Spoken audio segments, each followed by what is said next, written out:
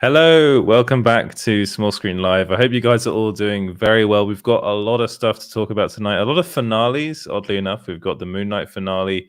We've got the Picard finale. I think it's season 2. Am I right? Is it season 2 or season 3? That's something that James is going to go over because I haven't been watching that show. We've also got We've also got Doctor Strange 2 to talk about, Doctor Strange in the Multiverse of Madness. We will start off with a non-spoiler review, and then at the end of the show, there will be spoilers. So at the end of the show, if you haven't seen it, I'm warning you. And what else? It's okay with me. I've literally just watched The Long Goodbye last week, so I'd love to talk about that with James, actually. Great movie. Is this where I'm supposed to say, what is all this about? And he says, shut up, I asked the question. Yeah. Exactly. And we've also got, the whole Amber Heard, Johnny Depp thing to talk about. A lot of people have been talking about that. So I think we will go over it a little bit tonight. But I wanted to say hello to everybody in the chat before starting off. So who do we have? We have Chrysler saying, stopping in to say hello to Team Screen. I like Team Screen. Early class tonight, so I'll catch on the replay. Sending my love and a quick quack from the fam. Yes, if you are watching and you haven't liked and subscribed yet, please do that right now. Thank you. Who else do we have? We have Jedi Master EJ saying hello there. Hello there. Hello there. And we've got Lifted LeChance. I want to see all that James guy stream.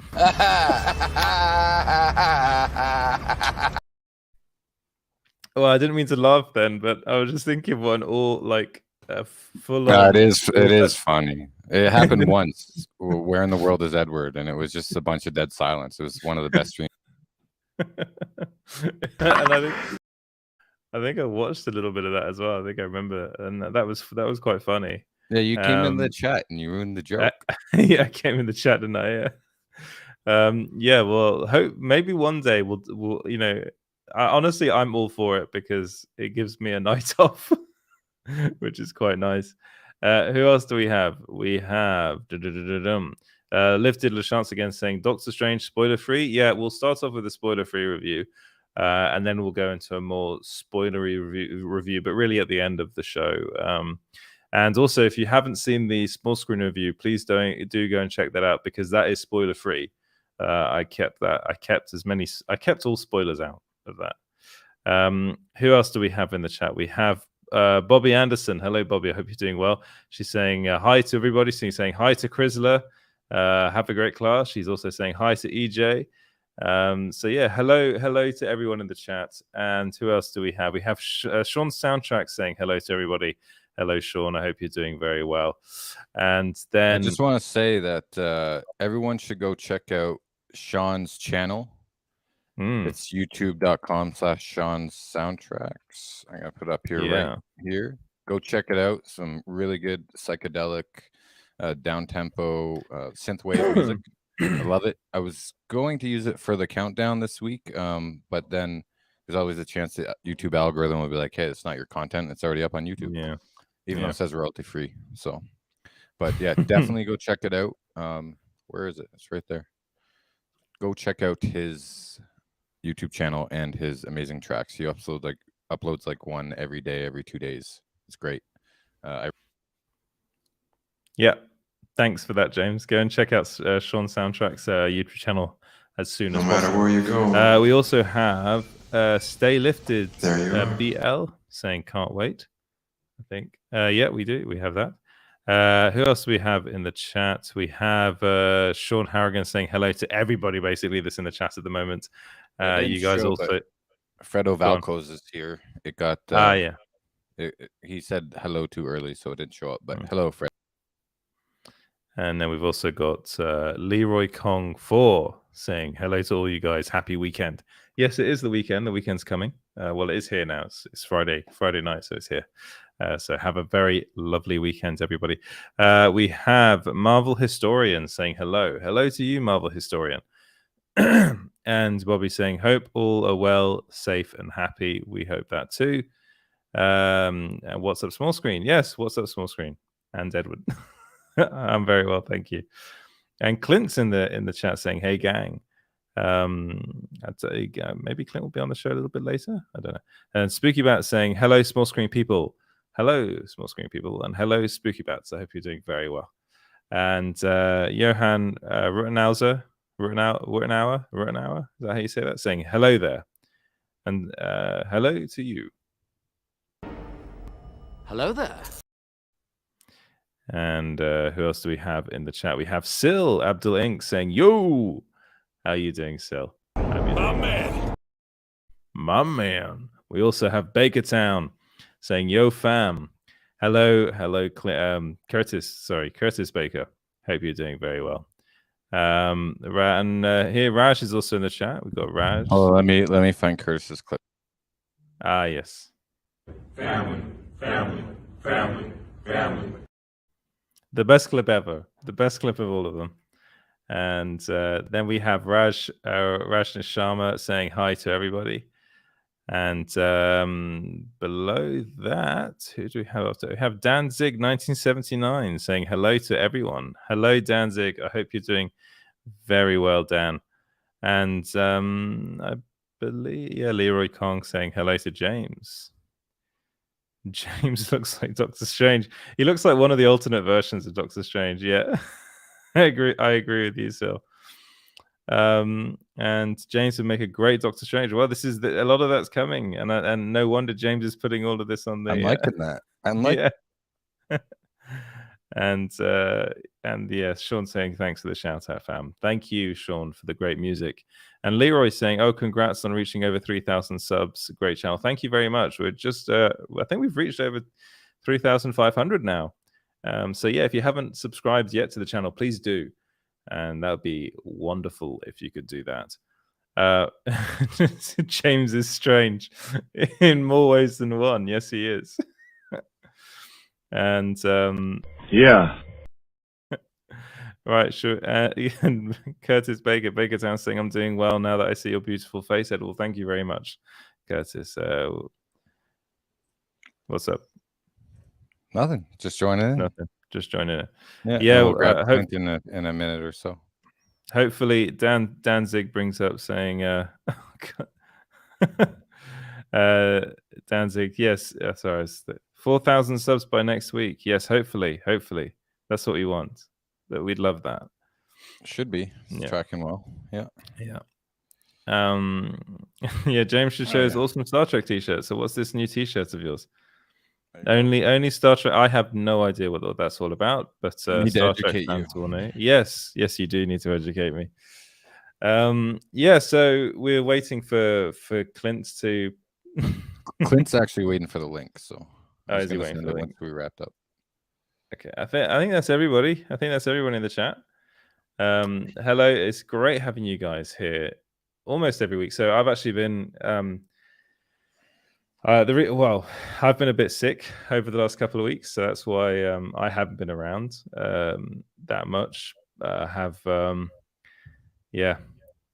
the old COVID and other things. But you're better now, right? I'm on the mend. I'm getting better. I still have one or two things to sort out, but I am getting better. And I suppose also now is probably a good time to make an announcement before Clint arrives. Yep. Yeah. So we've been planning, James and I have been talking about this behind the scenes for quite some time, but we've been thinking about a format change for this sort of live show. So don't worry, there will still be videos. We're doing a lot more videos on the Small Screen YouTube channel. But we're toying with the idea of turning this into a straight podcast. And it would still be me, James, Clint, and then some other guests coming in as well. But we just feel like it might suit us better to do that sort of thing. And then we might do some things with there might be some extra videos coming up on the YouTube channel just for you guys. So we will let you know when all of that is sorted out, but it does mean that this will be the last live show for a couple weeks, I think. And we will still do the occasional live show here and there, but it's it's just we think. Well, I think both you and I, James, we both really like the podcast area. We think that it might work quite well doing it in that sort of format, and hopefully it also means you guys can listen to the show on the go, which is fun. Yeah, you know? We are going to miss talking to all you regulars in the chat. Yeah, Bobby, Chrisla, Danzig, Leroy Kong, Barry, Stay Lifted, Bakertown, Clint, Raj, Kaz, Sax God, Sean Soundtracks, all you guys, all you regulars. Like we love the fact that you guys show up every week, and it's amazing. But I think it'd just be a lot better if we do some form of podcast, and then we will some of that will show up on the YouTube channel as well. Bobby, you're one of our biggest supporters. Just thank you. But I'll talk to you every day anyway, so you'll all good. And then this will give us a chance to actually take a lot of the stuff from that podcast and put it up for our patrons on our Patreon. So I'm hoping to plan to do that, and there'll be more content up there for you. And yes, the podcast will be weekly. And it'll be up probably on Mondays. Yeah. And then there will be some stuff from the podcast on the YouTube channel peppered out throughout the week. Yeah.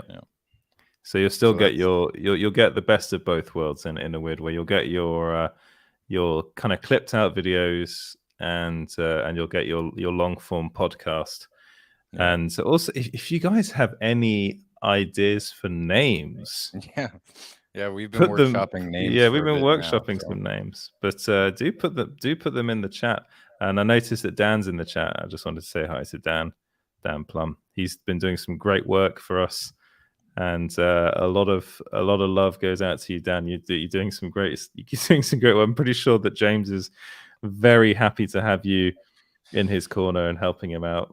It's always I've known Plum for years, and yeah, he's a great editor. And Plum, you did amazing job on that Boys Season 3 video today. You wrote and edited and narrated, and it was great. All I had to do was add the music, and boom, it was done. Like it's nice. I was trying to convince Plum to come on for like a year or like 6 months before he came on, and then I'd given up because he was busy, and I was like, well, how do I clone myself? And then I didn't have to because your clone already existed. Yes, so he joined the team, so very happy about that. So yeah. And we just thought this is I started off doing podcasts. Is what I did a lot of them, and I just I think there's a joy in listening to podcasts and being able to take it with you. It'll be available wherever you get your podcasts, and we will let you know when that happens. We might do like a live stream or something to announce it and give you guys the further details on it, but that's going to be further down the line once we really sort it all out properly. And we'll still do the occasional live stream for like the big stuff that comes up and everything. So, but this way with the podcast, we get to podcast. We get to review weekly TV series and stuff, and a lot more. There's a lot more content for you guys too, which I think is great. So yeah, it's easier on Edward because it's not like at midnight. Yeah, that's what that's the main reason, really. it's that's like a long day. It's a long I've just been like, I just talked to James. I was like, you know what, I can't do the late nights anymore.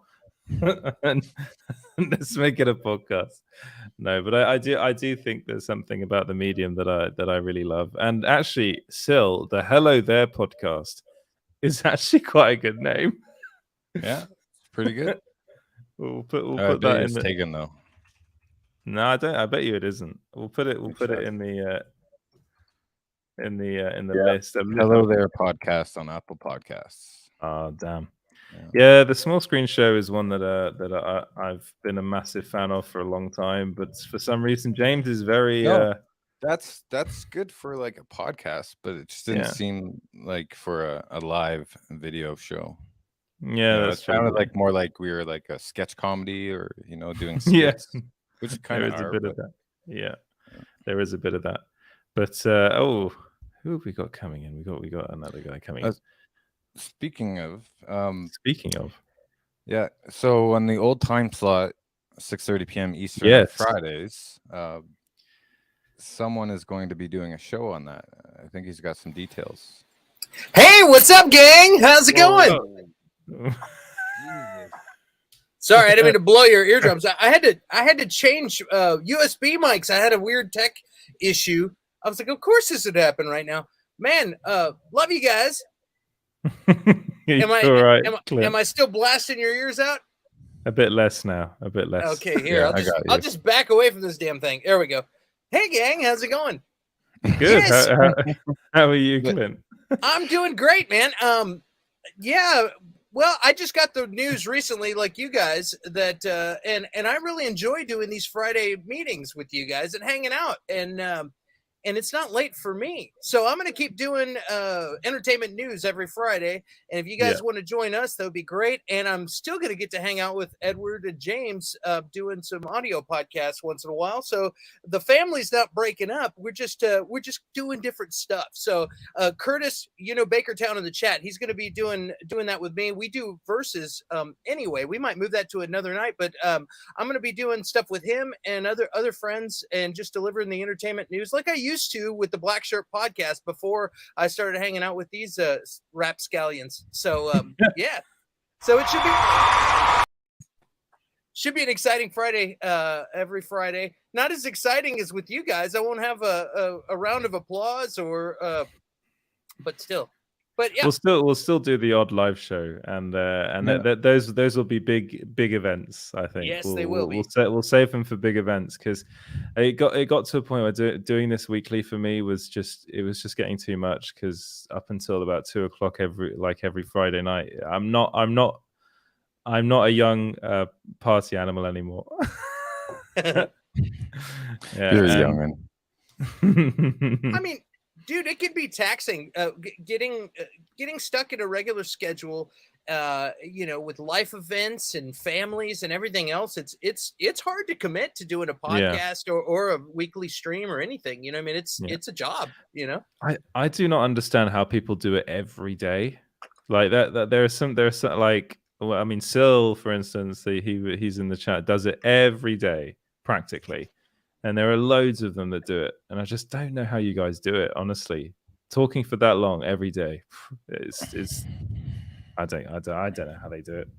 I couldn't do it. I think I began by doing it every day. I think that's how you, actually, James, that was also how you, Clint, got to know Small Screen, was through my like everyday 30-minute lives. And that was only like 30 minutes, and I couldn't keep it up. It's just, I was a fan. I looked forward to it. I used to listen. I'd like clean my kitchen listening to you and stuff. I love Small Screen before you guys even let me be a part of it. Thank you very much. Yeah. But should we start talking about the actual things we were supposed to talk about? I think a good place to start is Moon Knight, right? Because I'm hoping we have this question though. Oh, we have a question. Go on. Wouldn't the Vulcans notice a warp drive being used on Earth in 2024? Ooh, well, that's a question for James because I do not know what you're talking about. That's a really good question. But are you talking about Star Trek First Contact, Nikki, or are you talking about Star Trek Picard season finale? Or you must be talking about the ship. What's it called? Clint, the Serena, or I don't even know. I've checked out. Did you watch the finale? I didn't. I saw a recap. I was like, oh crap! I still haven't seen the finale. I watched a recap, 10-minute recap video, and I was like, yeah, I don't think I'm gonna go back and watch the finale. I don't think I need to. Like, I've enjoyed this show for what it is, but also started to get resentful for what it's not as the show is gone forth. Because I'm the cheerleader for like.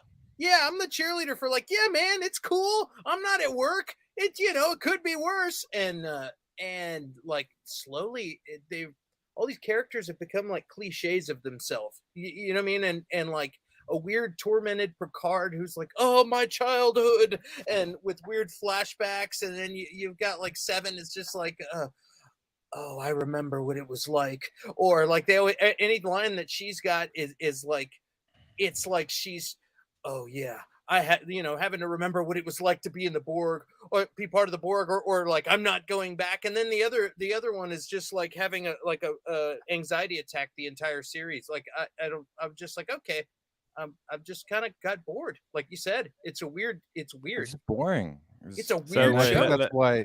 I think that's why they announced the Next Generation. Most of the cast would be coming back for season 3 in the middle of season 2. So they didn't really have faith in it. Like, okay, stick with us, guys, and then we can watch. Stick with us, and then we'll deliver on season 3. I don't know. There were some good parts about it, but I mean, like at the beginning of the series, they mentioned that like Picard, like he had a brand new body. It was like synthetic or whatever, and then they didn't mention it again. And then like 7 episodes later, they just mentioned it again because like something happened to him. It's like, oh yeah, did that what? And I couldn't even remember why that happened. He's like, synthetic. Yeah, but that's like, and I was thinking about it. How many times did Picard's body swap throughout the series and the movies? Like, I think that's like his 4th body. It's not, because one time he died, and one time there's a transporter malfunction, and he went out in space because he bonded with an alien, and then he came back through the transporter buffer with his consciousness, so it wasn't really his body. Just very convoluted. But Nikki, yeah, to answer your question, when the Borg ship whisks off, the Vulcans probably should have recognized that warp signature. If they didn't, maybe they weren't there. Maybe that's too early because it's 2024, and I think first contact was like late 20 something, or I don't know. I can't remember right now. But maybe our guest later would know, but he might not know. But yeah. So anyways, so that's my answer to the question. And you guys want to talk about? Yeah, let's talk about Moon. Whoa, did I cut out? No, you're still there. Okay, cool. Yeah, I love the show. Like I like Don't the show. touch your mic setting. I got it. Okay. Yeah, I enjoyed the show, but then and then I didn't. Like I don't know. Maybe it just. So you're talking about Picard, right? Not Picard. Moonlight. Still, yeah. Like Picard was like, I really enjoyed the first season. This season got started, and it just started getting a little bit. Just started jumping the shark for me, and you know. But anyway, I mean, not every show can be great. I love the characters. I love the universe, and maybe there's more to come. That's gonna come back. I don't know. There's a lot to come. I think from judging by all the announcements they've been making. Practically everybody from the old shows are coming back, and this is from someone that I know literally nothing about Star Trek apart from the first season of Picard. I watched the first season of was Star Trek Discovery. I watched, and I watched some of the episodes of The Next Generation, and of course the J.J. Abrams movies. I watched all 3 of them. But then again, I think you can watch those movies without having watched anything Star Trek related previously. I think Picard is probably the first show that you really kind of need to have watched something Star Trek beforehand if you really want to enjoy it. That's the feeling I get. If you're like a big Next Generation fan, Star Trek, you should probably watch at least Next Generation, and then Deep Space Nine, and then Voyager, and then Enterprise. I mean, if you really, really want to enjoy Star Trek, start at the original series. But because it was in the 60s, not really for everyone, but I still enjoy it. I still watch all the time. The remastered ones, though, when they remastered it on, it's here in Canada, it's called Crave, but they CGI'd the ship.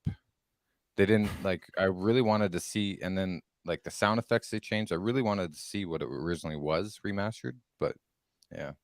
But you got to watch Star Trek. We got to. Well, I hope you two are going to educate me on Star Trek.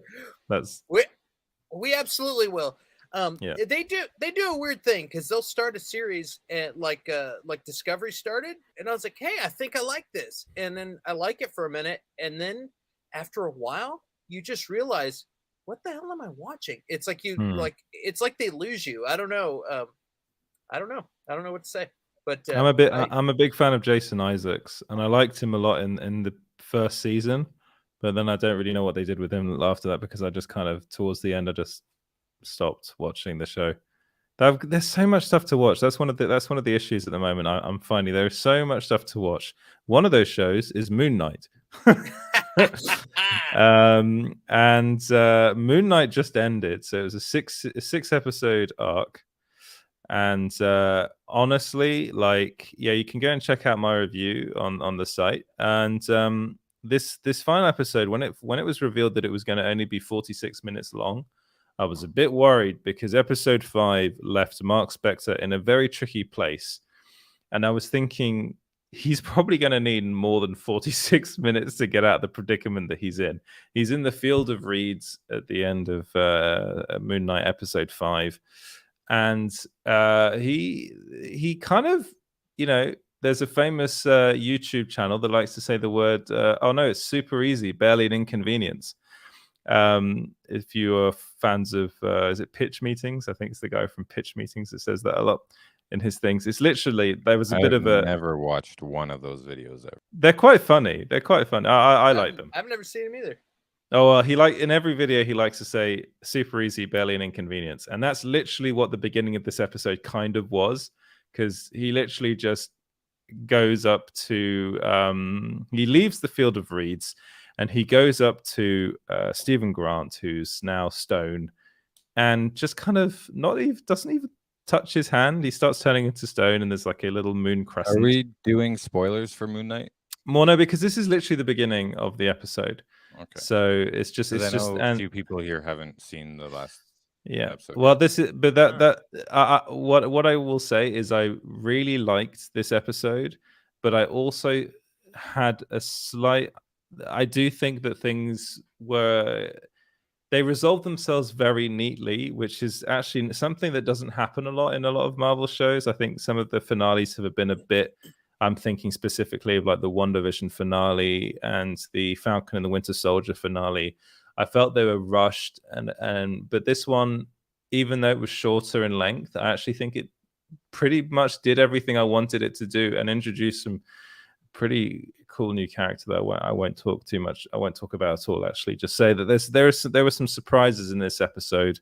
I really enjoyed it. I thought I came out of it thinking, this is my favorite MCU show so far because it is in the MCU, but it's not connected to the MCU. It's its own kind of tight-knit story. Brilliant acting from people like Oscar Isaac. I can never pronounce the Egyptian actor's name. If one of you can help me, the character she plays is Layla. Yeah, I think her name is May Kalamaui. May Kalamaui. Okay, and thank you very much, Clint, for digging me out that hole. Yeah, and I really enjoyed this. I enjoyed the whole 6-episode arc. I actually think if you were to watch it from episodes 1 to 6, I think you might enjoy it more than if you had watched it week to week.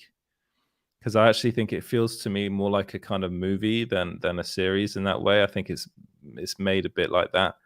And I see that Bakertown already says that Moon Knight sucked. But what did you think of it, Clint? He and I've had a few conversations about that. I really enjoyed the series. The you can't argue with the acting in this series. And when you have what's supposed to be a comic book movie or show that has just tour de force acting that brings the acting to this level and the storytelling to this level, I mean, you can't. It's a pleasant surprise because sometimes, and Marvel's actually really good about that with casting and stuff. But like, you know, if you're my age, you're used to the '90s where you get stuff that looks like Morbius. You know what I mean? And it's trash. And then you get blessed with a show like Moon Knight. My only issue with Moon Knight is that there wasn't enough Moon Knight. There was a point in the show where I said, hey, I can really appreciate this acting, but I could also go see Northman and see some amazing performances. I want to see some comic book characters doing some super action stuff. And this was like an adventure show, not a comic book show. You know what I mean? Like I felt like, you know, and you get your Raiders of the Lost Ark or you know, your Indiana Jones elements here and there, the Mummy, whatever. And that, it was great. It was really good. There was a lot of gods and stuff too, but I thought I was going to get a noir comic book show with some guy who happens to have multiple personalities, who wakes up maybe in some weird places and beats the hell out of criminals, and when he's not aware of it. And this was going to be like a Batman, because I've always heard Moon Knight was kind of like Batman, and all of a sudden it's this weird God adventure, which I'm all about that, but it's not what I expected, but I still loved it. But I will say that I would have liked to have seen a lot more Moon Knight. And I said, what did they pay these actors all the money and they don't have money for CGI to make Moon Knight? Is that the deal? Like, why are we not getting more Moon Knight? And then when you do see Moon Knight, they lay so heavily on the multiple personalities in the middle of the fights that you don't ever really get Moon Knight kicking ass. It's like all of a sudden it's one guy it's Steve for a minute, and then it's Mark, and then it's Steve, and I'm like, dude, could you just let him be Mark for 5 minutes so I can see somebody get their ass kicked, and then we can go back to the story. You don't need all the action in the world, but give me Mr. Knight. Give me Mr. Knight. Or that too. You know what I mean? But like it's almost like a fun device that they're using, that they're overusing, in the same way that when Venom, like they said, oh yeah, that's really funny how they argue with each other. Let's just overuse that in the second Venom movie and make it all about that. I kind of feel like they did that with the multiple personality thing. I would have liked Steven to have blacked out for a while and then seen a bunch of the cool action and then have him wake up like, what did we just do? You know what I mean? Which you had the third part. Well, you had like the other weird blackouts that they were having too that would kick in. But I'm trying not to spoil now. But but you know what I'm saying. So that was my only issue with the show. But on the other hand, there's a whole other element that I didn't expect, of like the glass, Ethan Hawke putting glass in his sandals and bleeding everywhere. That was his idea, by the way.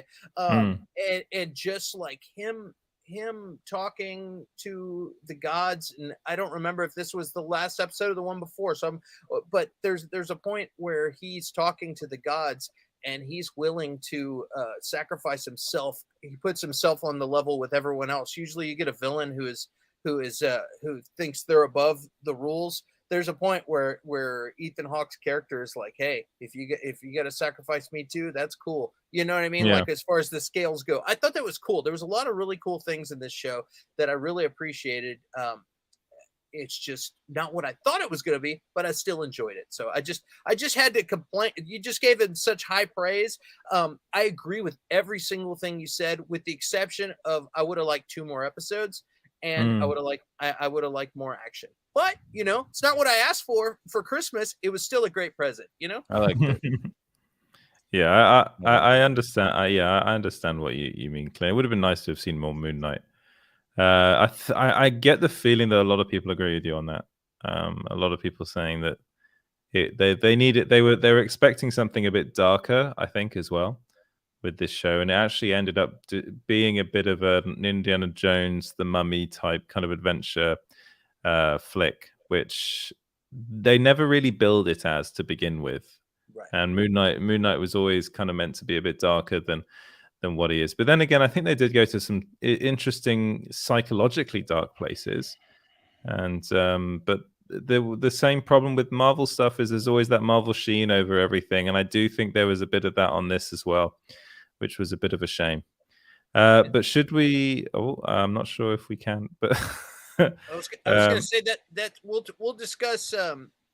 We will discuss the Multiverse of Madness later, but the dark stuff coming to light is getting me excited, because like, I'm not spoiling anything. Seeing the Multiverse of Madness is kind of dark, and then seeing like Daredevil and all those shows from Netflix come to Disney, they're dark, and you know what I mean, people get hurt and there's consequences. So I was like, hey, cool, we might actually see that in Moon Knight, and we didn't, but I'd like to head that way. Yeah, I know Curtis is like, yeah, man, like, give us that. Let's get the Midnight Suns and stuff going. Let's get a whole dark Marvel thing going with Blade and all that. If we can get a little more adult and just slap an adult or a parent warning on things, that'd be really cool. Please. Right. No, I agree. I'd love to see more of that. I think it is coming. I do think it is coming. I think Midnight Suns is coming, and Blade is definitely coming. So maybe they'll go a bit darker with Blade. Do we have a guest to bring in? Yes, James. We do. We have a very special guest.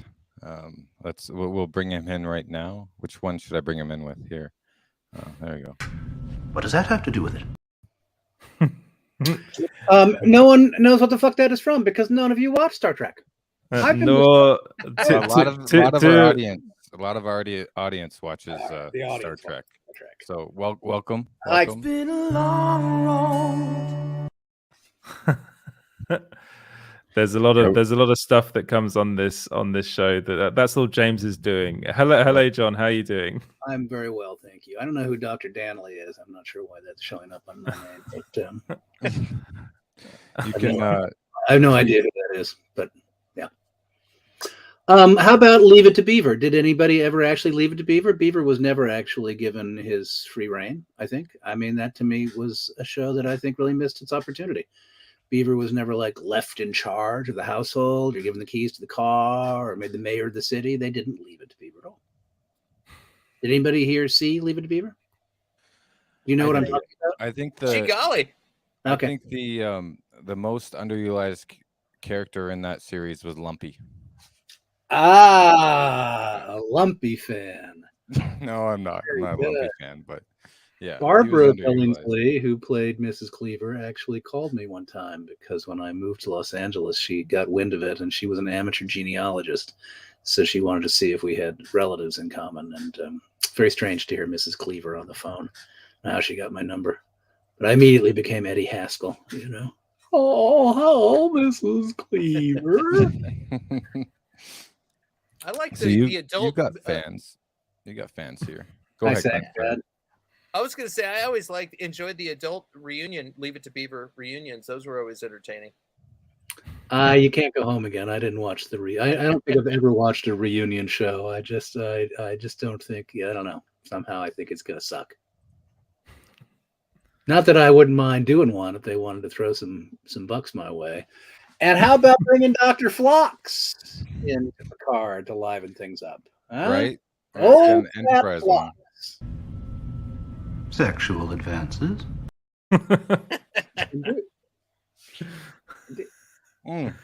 That episode, when I was getting those clips, I had the pleasure of interviewing John earlier today for Small Screen, and he was saying, you were saying that one of the things that Enterprise could have benefited from was the characters' dialogue overlapping.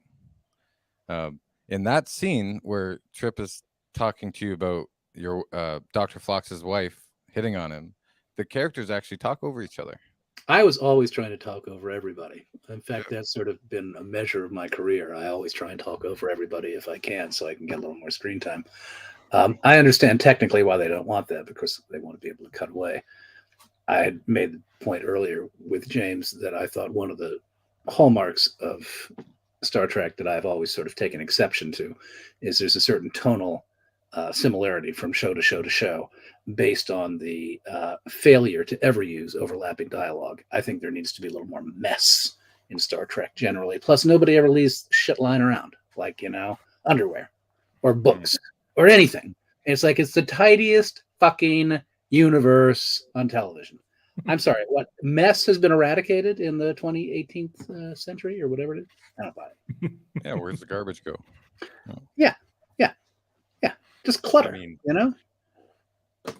There was that explanation about where does stuff go in the toilet that you dealt with in like the first couple episodes. Yeah, I don't think there should be pools of urine on the deck, or I'm just talking about trash, just general, just like, does everybody bust their tables? There's got to be one guy who, like, Charlie never fucking busts his tables. Yeah. She offered to give you a rose petal bath.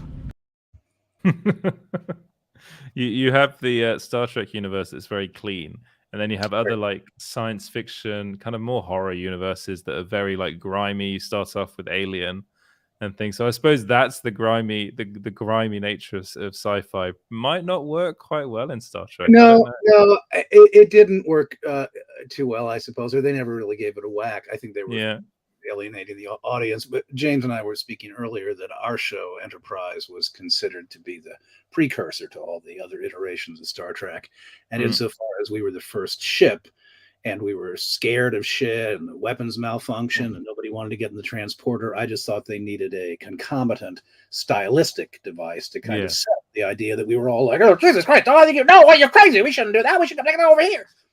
But nobody listened to me. Nobody has listened to me in the 61 years I've been on this planet, in fact. Don't start now, you guys. Pay no attention to anything I say. Can you talk about when we were talking earlier and you got that phone call? Can you talk about that? Which phone call? With Carl. Oh, yes. Of course, that phone call. Yes, we were on the phone when my agent called, just confirming that I'd booked a 3 episodes on a show on Apple TV shooting this summer called Manhunt, which is based on a book about Lincoln's assassins and their capture and trial.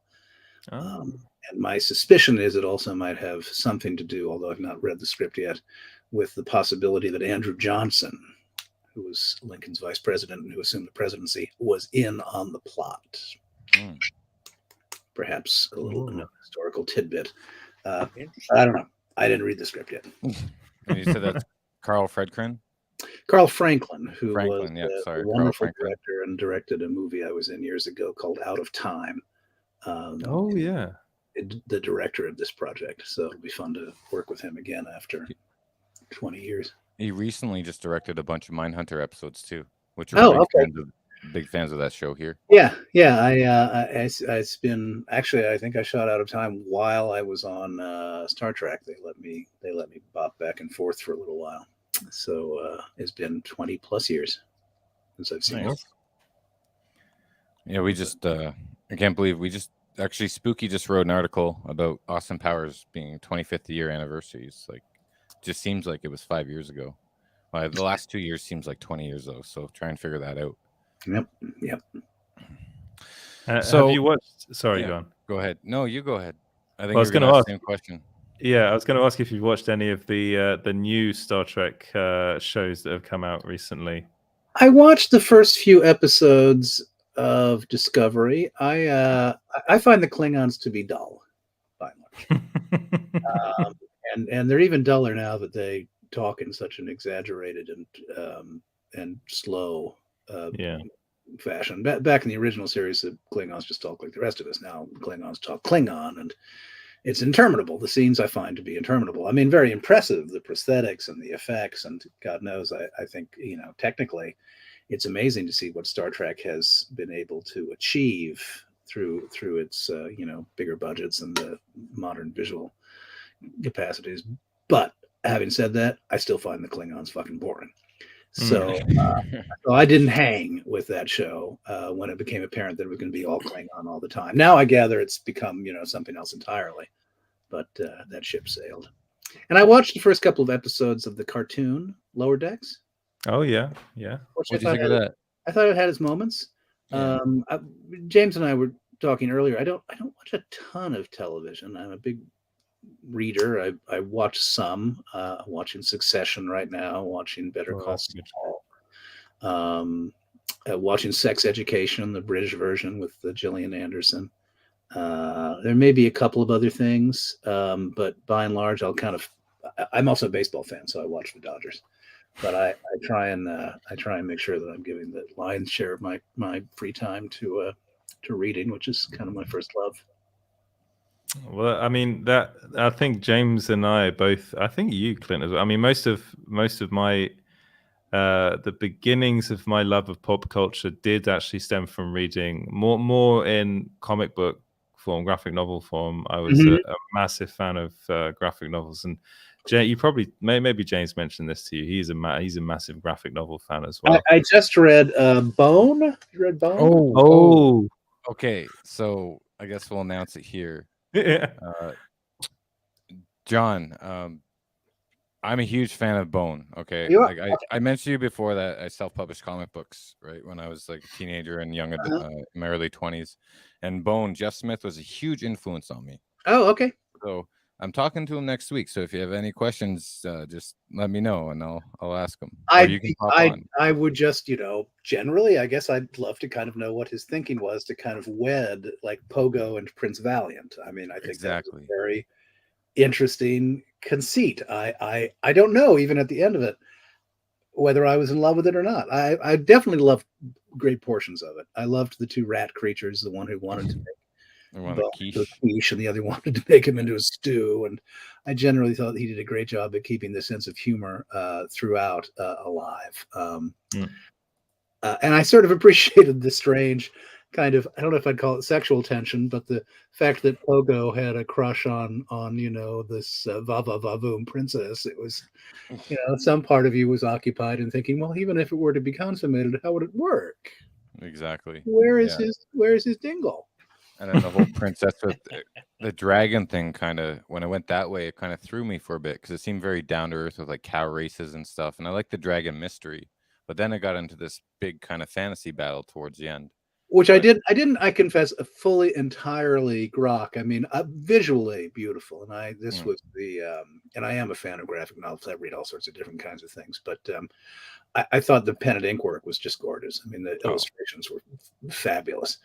The Tolkien-esque aspects of it, I found to be a little imitative, I suppose, and sometimes I wasn't as over the moon about certain, well, how does the whole invasion of the dream thing work exactly? And the dragons turn the dragon into stone, and suddenly the princess is flying. The answer is magic, John. It's magic. Yes, I sometimes thought the sort of randomness of the magical, the utilization of magic was. Maybe you don't want to tell Jeff that we talked. Maybe. I'm sure he's fine with constructive criticism. That's not. Hey, far be it from me. I mean, I haven't written 1,300 pages of a graphic novel. It's extraordinary. I couldn't come close. It's right up there with Cerebus, 400 issues. I don't know if you know Cerebus. I know of it. Yeah. Yeah. Canadian comic book. Yeah. I read something Finkel's Magic Barrel. You know that one? It's a graphic novel about a Eastern European woman. She's emigrated to the U.S. and it's basically about her sexual coming of age, which is just Leah Finkel's Magic Barrel. Yeah, Lena Finkel's Magic Barrel by Anya Ulinich. Oh, that was fabulous. That's one of the best graphic novels I've read in a long, long time. By the way, I want to read back a quote. It basically, this is something you just said, Clint, when I was in the green room. Hey, I'm not at work. It could be worse. Which I think is a nice. That's sort of the line you draw for appreciating television. I'm not. It really is. Like, people complain about stuff way too much, I think. And if I'm not at work and I'm chilling and I'm getting to watch something and I'm being entertained, and I also appreciate, I'm a musician. I've written a lot of songs. Not my songs aren't for everybody, but I can appreciate these people are doing their thing. They're and not everything is a home run. So I appreciate what is your work that you hate so much that you would rather be watching bad television? He loves it though. He's great. Everyone loves him at his work. Bartending and working in the service industry, working in that, I do voiceover work on the side. I do a lot of things, but I also sometimes have to go in and hustle and make some money and deal with the general public. And a lot of people have to work. Great unwashed, we call it. Exactly, the day job, and so when I'm not having to do that, I appreciate it. Again, I had a record deal where I toured for a decade, and then one day you have to go back to work. It's a weird thing. So I appreciate my time not at work. And where are you a bartender? I live in Austin, Texas, and I bartend here in Austin, Texas. So. Oh, what bar would that be? Because I occasionally visit Austin, Texas, and I want to make sure I visit there on a night when I might get a free drink. Well, is that out of the question? Is that not a possibility? You can. What's the goddamn point of being a minor celebrity if you can't get a free drink? Hey man, you can message me and I'll buy you a drink. How about that?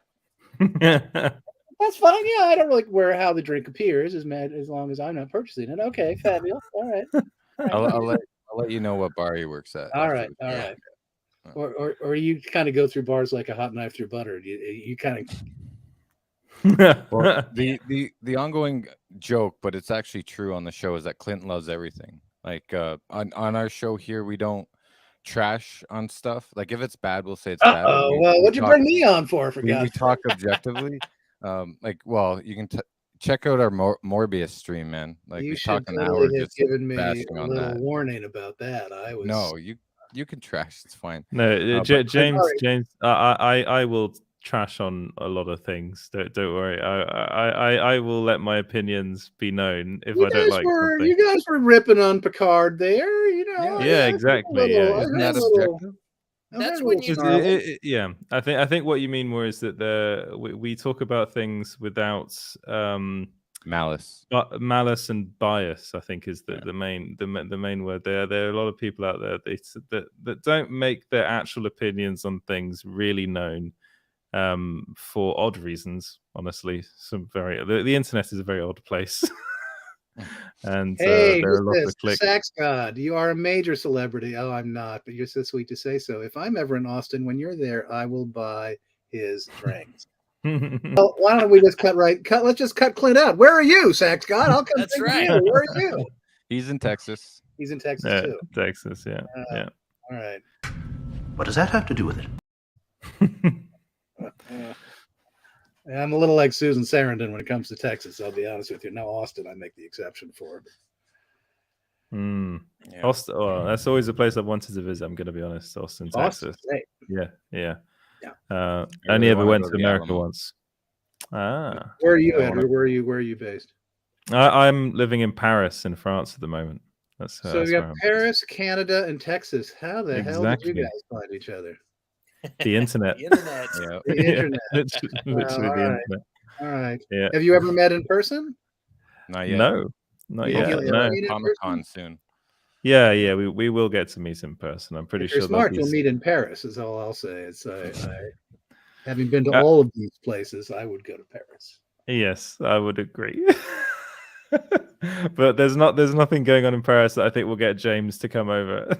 It's Paris. Really? What, culture, art, Yeah. cheese? It's Paris. Mademoiselle? Would you come over to Paris? Oh, okay. I wouldn't live there, but I would go visit for sure. It's a great place to live. It's a great place to live as well. Very good healthcare. I've found that out recently. How did you end up in Paris, Edward? I actually grew up in France. I'm English, but my parents moved here when I was very young, and grew up here, and then went back to the UK to work, and then eventually came back here to start up this and Small Screen. I started it here after right at the beginning of the pandemic. So you're the father of Small Screen? Yes. It's or the Lord of Small Screen. I don't know how you prefer. He's the father. I'm the mother. I am the Darth of Small Screen. Right. I'm the Sith Lord of Small Screen. I'm the dog. Yeah. Just throw me a Clint, treat. I'll be fine. Clint is the guy that you'll tell him to watch anything, and he'll be like, "It was great. It was great." Apart, there's one thing that he won't like, and that's a series that was recently on Netflix called Jupiter's Legacy. Yes, I believe, and that's the one thing that broke Clint. I think that movie, that series, literally broke him. I blame the bad beard prosthetics. Beards were so bad. The wigs were so bad. Like, it was so bad. It's actually really interesting watching something like Star Trek and how the prosthetics in that are so good. And then a show like a Netflix show that has, I think it was 200 million spent on it, has such bad hair and makeup, like really bad hair and makeup. It's quite, I think it's something went on there. That insulting is the right word. Yep. Yeah. Something went on because, of course, like your character, you had a lot of stuff on your face. I didn't have it that badly, relatively speaking. You know, I mean, some of the guys, Armin Shimmerman, anybody who plays a Klingon, if you have a mouthpiece, that's really the curse. You have to figure out how to enunciate around fake choppers. I wasn't encased. It was lengthy. It was kind of around there. Yeah, it was a lot of painting. You know, a lot of the time in the makeup chair is spent with the paintbrush. It was about 2.5 hours, and then 45 minutes to take off. But I was the only character guy on an action adventure show, so I would kind of breeze in, generally speaking, once a week and do my shtick and split. In fact, I wrote a little song called "Day Off," which goes like this: "Day off, day off, 6 days off, and the check still come. Actor in the sun, 6 days off, and the check still come." I would sing that to my compatriots when I would breeze off the soundstage after having done my one scene for the episode. So they threatened to beat the shit out of me if I kept doing it. That's great. Would you ever consider returning to play your character or not? Yeah, I mean, I don't think, now that there's so many iterations of Star Trek. I don't know that Enterprise was the redheaded stepsister. Our ratings were in the toilet. We got 4 seasons instead of the 7 that all the other iterations, at least up until Star Trek was taken over by a whole new gang of folks got. So I don't know that many people really who are in a position of authority have too much interest in any of us. I don't ever hear, save for fans, and I appreciate that when I do hear it. But on the powers that be front, I never hear anybody kind of, talking about, maybe we get those Enterprise people back because 8 or 9 people watched that show. We want to get that audience back again. You got 2 of them below, but right here, Clint and James. Pretty sure about a dozen in the chat too. It's gone up, now since it's on Netflix, and since I think it's found a new audience, which I appreciate. I think a lot of it has to do with the fact that Discovery and Picard are not really like what Trek is to a lot of people.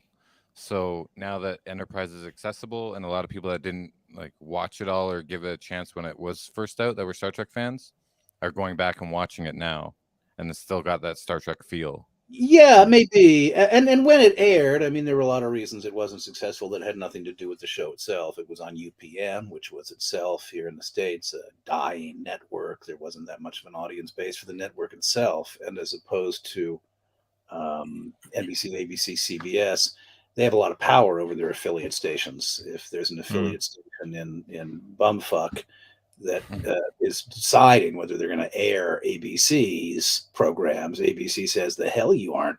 Of course you're going to air it. UPN had no power, so we found we were canceled all the time, particularly in Texas, for Friday night high school football games. So I'm not going to go to Texas anymore. The first convention in San Antonio, I showed up and there's nobody there. It's like, oh yeah, well the show has been canceled in San Antonio week after week after week for high school football. So we just didn't have market penetration. In fact, the entire network UPN was nixed like a year or so after we went off the air. That's so weird. One show that is actually does have the old vibe of Star Trek is the Orville, and you were on the Orville. Yes, I stuck Bob Picardo's hand in a pot of hot soup. Yeah, made me inordinately happy with my friend Molly. How was that working on the Orville? Was it like similar to walking on a Star Trek set? How was Seth MacFarlane? Blah blah blah. Yes and no. I mean, not similar in the sense that the Star Trek crew had been together for years and years and years, and I'll never experience that in my career again. That incredible familial feeling of walking onto a soundstage where the crew has kind of spent their life together. Kids born, marriages made, marriages ended, deaths and tragedies. There'll never be another experience like that. It was lovely to see Bob and lovely to work with some friends of mine who were on the show. Seth was there. And so I met him, and he's an extremely hands-on guy. He refused to do his Dr. Phlox impersonation, even though apparently he has a really good Dr. Phlox impersonation. I don't know why he refused. I haven't forgiven him for that. I wanted to hear it. Fun, long hours, that particular shoot, because we were shooting all the way up in Malibu, and it took forever to get there, forever to get home. And that was actually, as for whatever reason, I don't think it had anything to do with the people who were applying the appliances, but those prosthetics were uncomfortable. They weren't particularly heavy, but for some reason they just were uncomfortable. So that part wasn't so great. I'm a big fan. I can't wait for season 3 to come out. You think you're gonna do some more guest spots on the Orville? Has it been talked about? Orville's gone, I believe now. I don't think that was my understanding. But in any case, my character was killed, so probably not. Yeah, but you come back and play another character. Well, that doesn't happen very much. That's one of the unfortunate things in television history. Back, if you watch Bonanza, you'll see the same actor appear like a dozen times. He's a sheriff or the Rifleman. Yeah. Yeah. These days in television, they are much more precious about it. If you appear as a guest star on an episode of a show, they're very unlikely to have you back again because they believe that the fans will go, oh, no, he was Dr. Malek in season 3. You can't have him back as the vindictive taxicab driver. There have been a couple of times in my life. NYPD Blue, I was a horrible child rapist, and then I came back years later as a serial killer. So there you go. I'm surprised none of you have talked about my real career as the man who has raped the most children on television in television history. Is that true? Was it NCIS, CSI?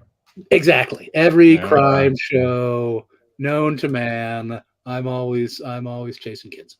I don't even like kids, which is the irony. It's like, but at least you weren't that on Cop Rock. At least there wasn't a song about you on that. No. That's true. That's true. Is there a song on Cop Rock about child molestation? Yeah. Is there really? I think so. Was that a clip I showed you? Was that, or was something about, or maybe child trafficking? That's right. I did that in a really obscure movie that I don't think anyone's ever seen with Mira Sorvino. Horrible child trafficker. Yeah. Dr. Phlox was fun, relatively. Dr. Phlox was a jolly old soul who basically, he was a sexual adventurer, but in a good way. Also, something else.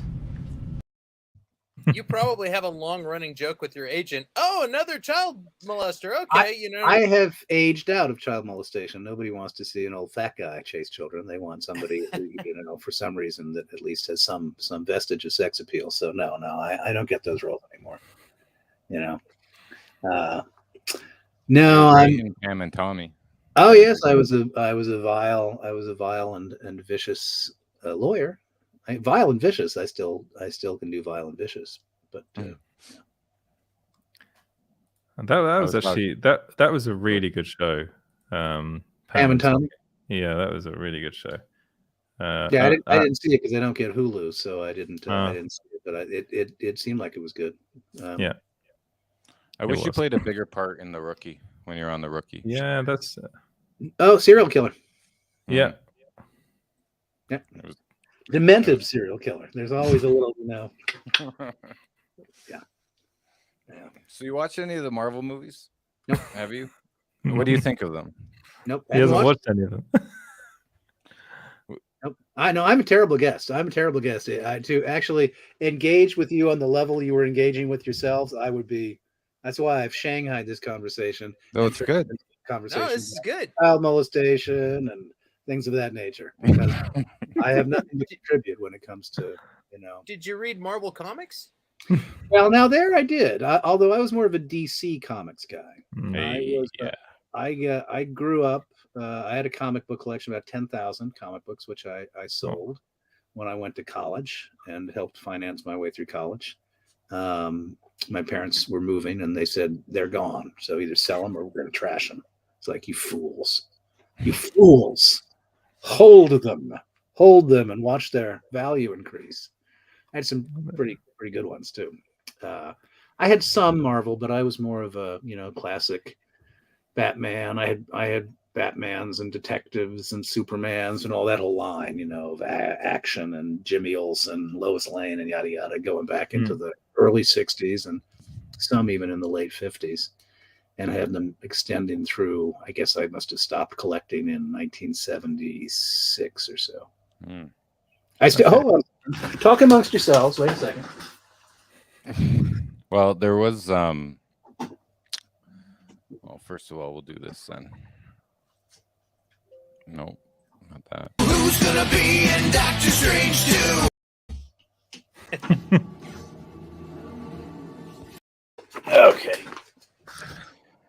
Okay, here we go. I'm back. All right. Here's Lois Lane. Oh, wow. Oh, wow. This is a two-parter in which Lois is fed up with Superman. And she leaves him for an astronaut. Here it is at the bottom. It says, impossible. It's Splitsville for Lois and Superman. Well, they get that. Surprise. Here is Superman versus the Flash. Oh, you have that one? Yeah. Wow. So I've got some pretty good ones here. Hold on a second. Wait a second. Let me see. I just randomly saved a bunch of them. Let me find here's a Captain Marvel. Wow. Cool. And the classic costume. This is from 1968. Wow. Back when they were 10 cents. God. Yep. Let's see. Sax God says, why aren't those graded and sealed? You're probably like me where you like to enjoy the comics, right? Marvel collector's items. Yeah, no, I know. This is a really classic one. This is for those of you who are comic fans. Yeah. Green Lantern and Green Arrow. This is when they first begin to team up, when Green Arrow says, hey, Green Lantern, get your head out of your ass. There's like serious racial unrest in our country, and you need to be gone. This was 1970. That's Neil Adams, too. He just passed away. Was this Neil Adams? Yeah, I recognize the art. I believe that's his cover.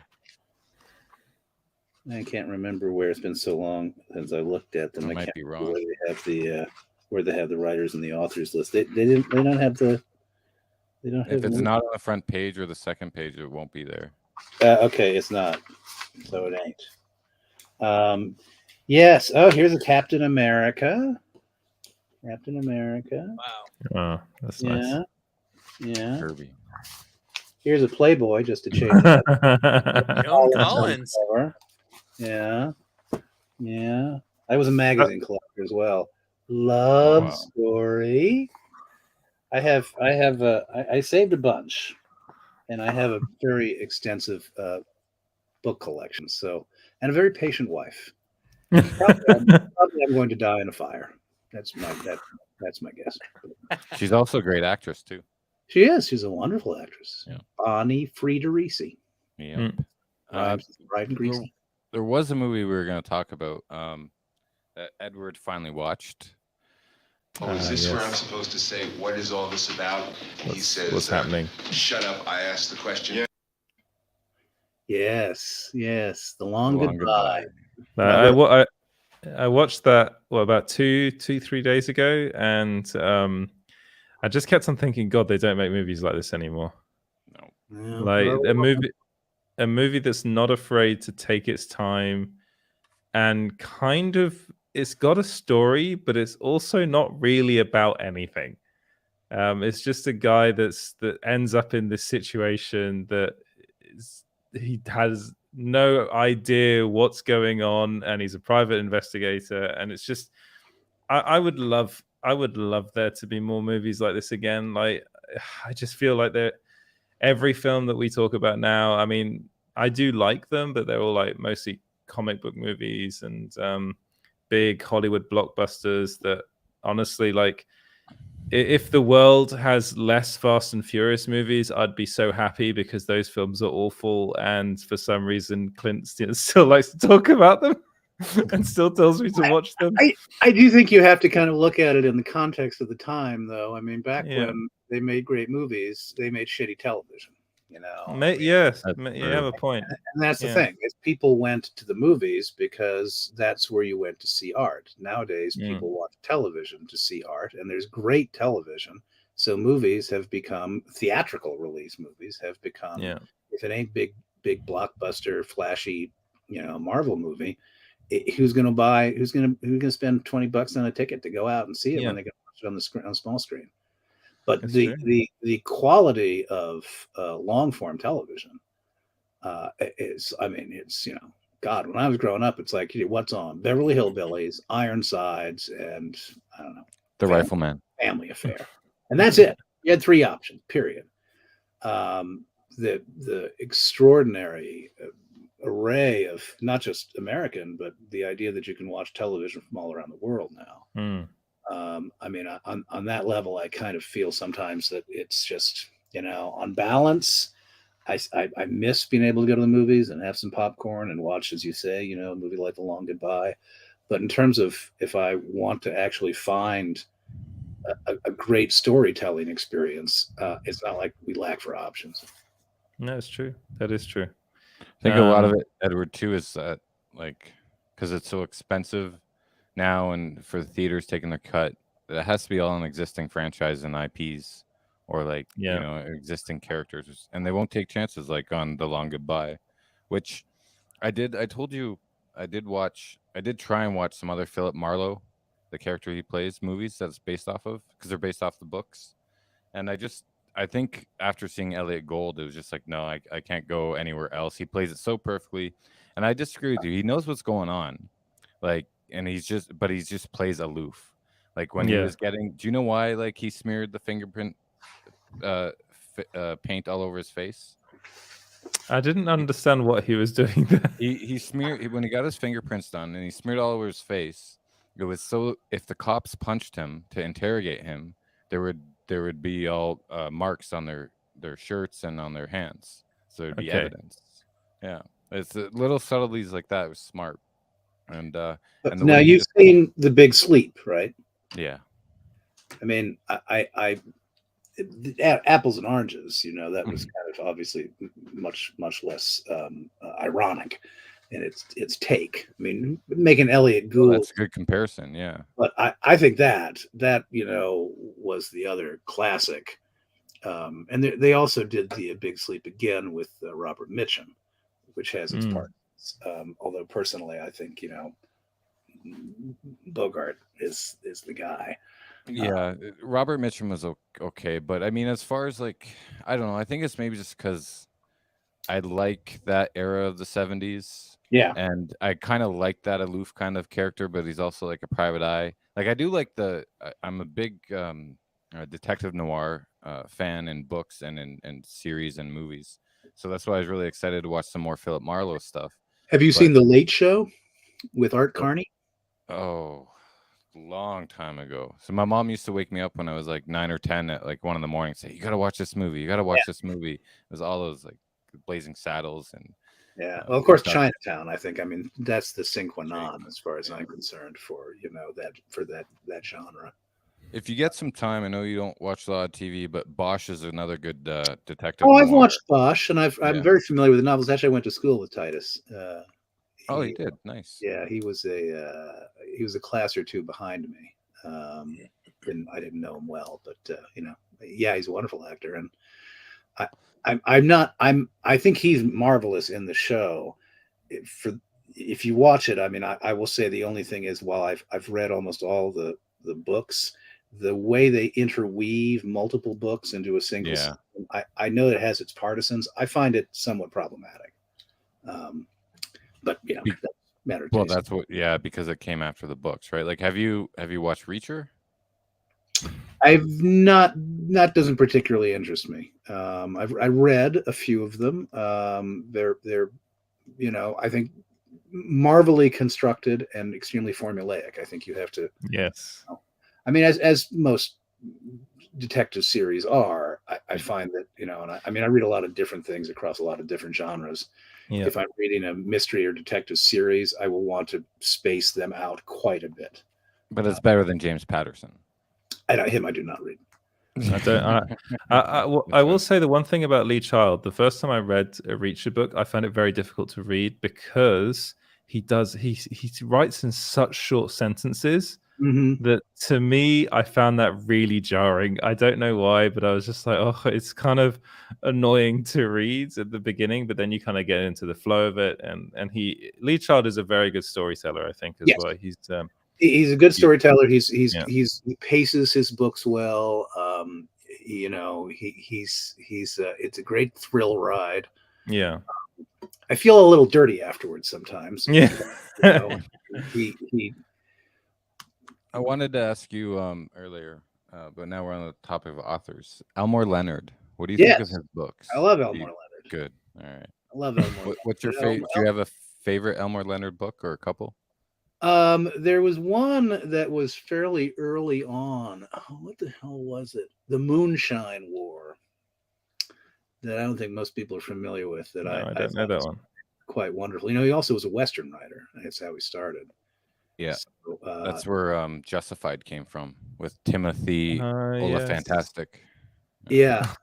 Yeah, and a number of fairly well-known Western movies were based on his short stories as well. He has a collection of his Western stories written for magazines back in the 50s, and some of them are like, oh my God, they made such and such out of that. Yeah, I have that book actually 10 feet from me. So, the one where they kidnap. It's been a long time since I've read him. I think he passed away a few years back, and I read most of his stuff, but I don't remember it terribly well. It'd be fun to go back to him. The one they made a series out of with Ray Romano.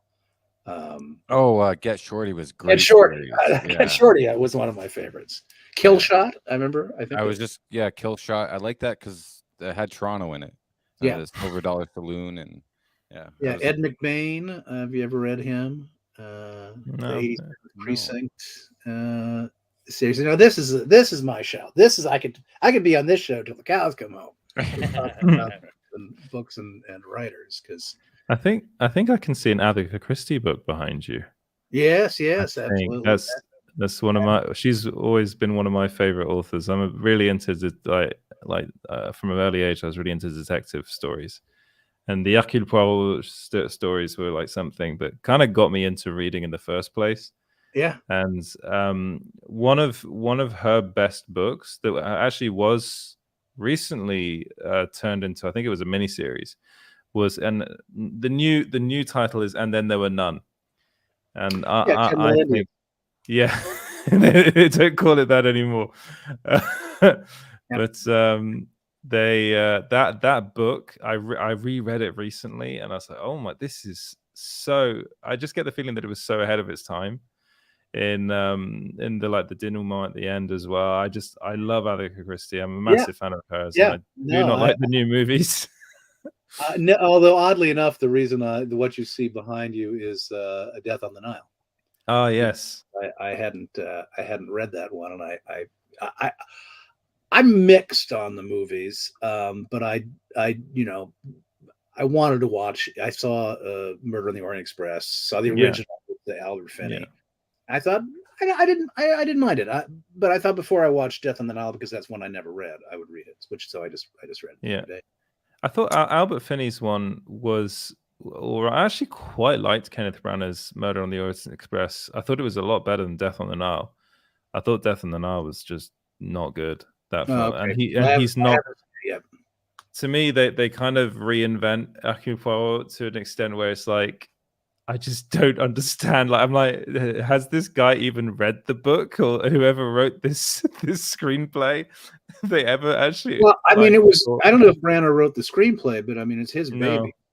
So he certainly, would not have signed off on that. That's what I'd read too. That giving him a background as a war hero was like. Yes. Oh God! It from the beginning of that movie, I was thinking, what is going on? Why do they have to give the mustache a backstory? Yeah. Yeah, it's funny. I watched the Albert Finney one a little while ago, and that's to me an illustration of the way they made movies back in the 70s, where you kind of feel like, oh, a little more languorous than we are used to these days. Everybody gets their star turned to the detriment of the pace, I thought. Yes, including Albert Finney. That's true. There's a bit of that in the new films as well, though. I think. Yeah. P.D. James. I'm sorry. Go ahead, Clint. I was going to say, have you written anything? I'm just curious. Somebody who loves who acts and loves reading as much as you do. I'm just curious if you've ever written anything. And if James you do, can we see it? James and I were talking about this. I went to college to be a writer. I went to Bennington College in southern Vermont, and I had the good fortune and the misfortune to study with some really terrific writers, including Bernard Malamud, who I think is one of the greatest writers of the 20th century. And to be in a seminar with 6 kids, 19 years old, you know, you don't know your thumb from your asshole. And to have one of the world's great writers kind of holding up your piece of work as if it's, as I said to James, a deity that was left on his desk.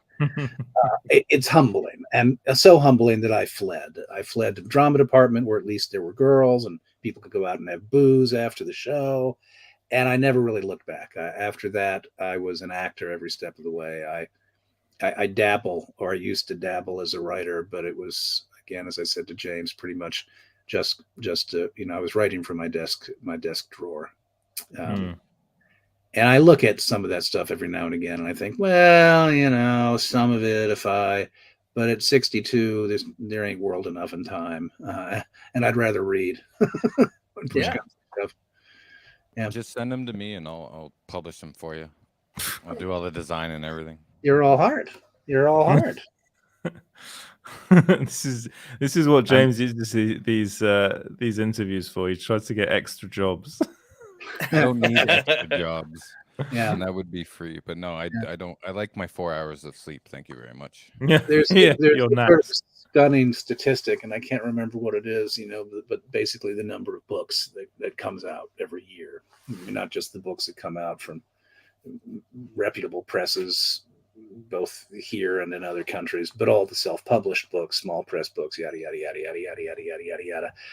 And I mean, it's hard enough, you know, when you think as an actor, all the product that comes out. But if you thought of what it would be to try and put something out into the stream as a writer, I mean, it would. I'd feel like I was throwing a twig into the Mississippi River. You know, the likelihood that it would mean anything at all.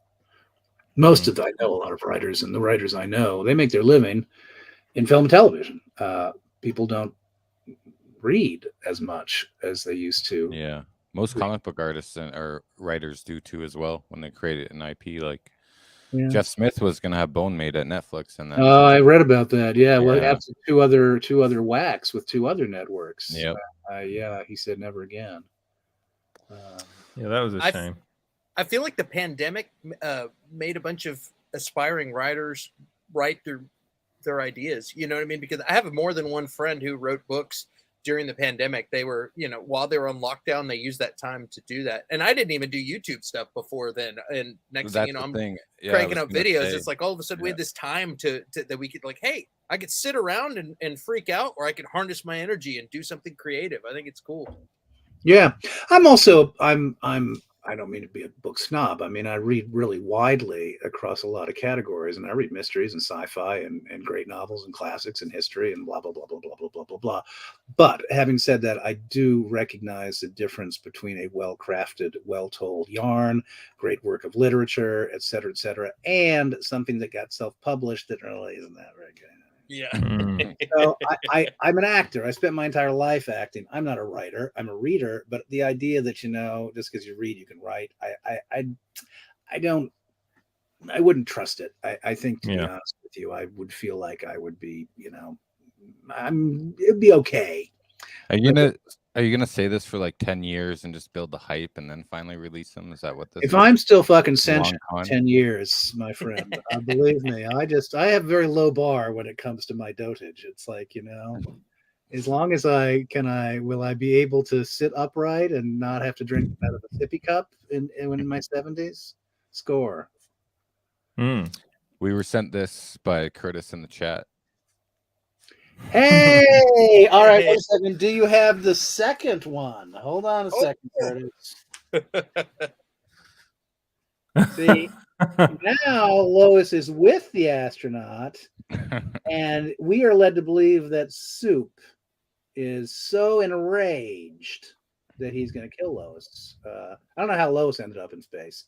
Somehow, I don't know if they had their honeymoon or something, but you'll be shocked to hear this is not an accurate representation of what happens in the story. Yeah. This is Super. Lois says in her air bubble, gasp, Superman snapped my air hose because I won't marry him. He's committing the perfect murder. Wow. The perfect murder.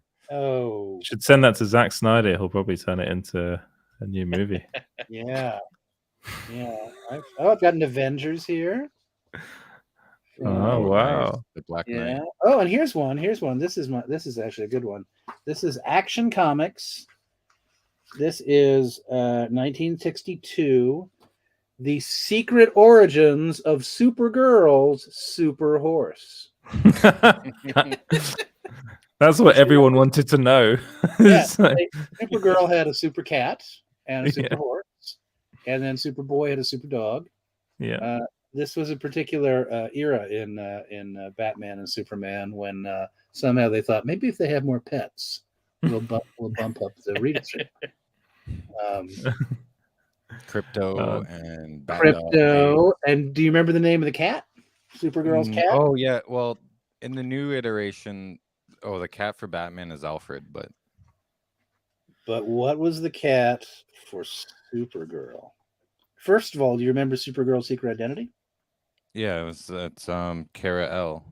It's Kara. No, that's her. That's her. That's her real name. That's her real name. What was her secret identity? Kara, wasn't it? No. Linda Lee Danners. No, Really? I think Oh yeah. Linda Lee Danvers. Danvers, In that the- was it, yeah. Yeah, in the series, she's Carol Danvers. Carol Danvers in the In the, series. Oh, TV, that's in, the, the in, the fuck t- in the TV series. Yeah. yeah. It's funny, Grant Morrison, when he wrote his Batman Inc. and Batman and Robin, with Frank Quietly doing the art, he brought in a bat cow. That cow. Yeah. That was my favorite part of Bone, with the cow races. Yeah. Curtis says he does not have that second issue. He wishes he did. Curtis, maybe you and I can talk. He's in Austin. Yeah. Everyone's in Austin by the sound of it. Curtis, look at this. So you don't know how it ends. As far as you're concerned, Curtis, she married the goddamn astronaut. Lois Lane is married to this astronaut, and Superman's brokenhearted.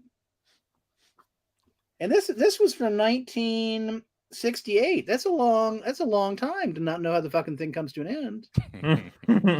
Oh man. Wow. Send him your best offer, Curtis. Yeah. Oh, this is a good one. Oh, I forgot that scene. Now he's selling it. Oh my gosh. Oh, this might have been the best issue of Lois Lane ever. Will you sign it? There's a famous Lois Lane nude scene that only made it in this one comic. Will you sign it, John? Will I sign it? Of course I'll sign it. Yeah. Of course I'll sign it. Yeah, we could talk about, you could make a donation to the Hollywood Food Coalition. Yes, let's talk about that. The Hollywood Food Coalition. James and I talked about that earlier. I'm the president of the board of an organization called the Hollywood Food Coalition, which we do a bunch of things. We provide a hot multi-course meal for all comers 7 nights a week, 365 days a year, and we rescue around 2 million pounds of food and share it with about 120 other not-for-profits to buttress and augment their meal programs.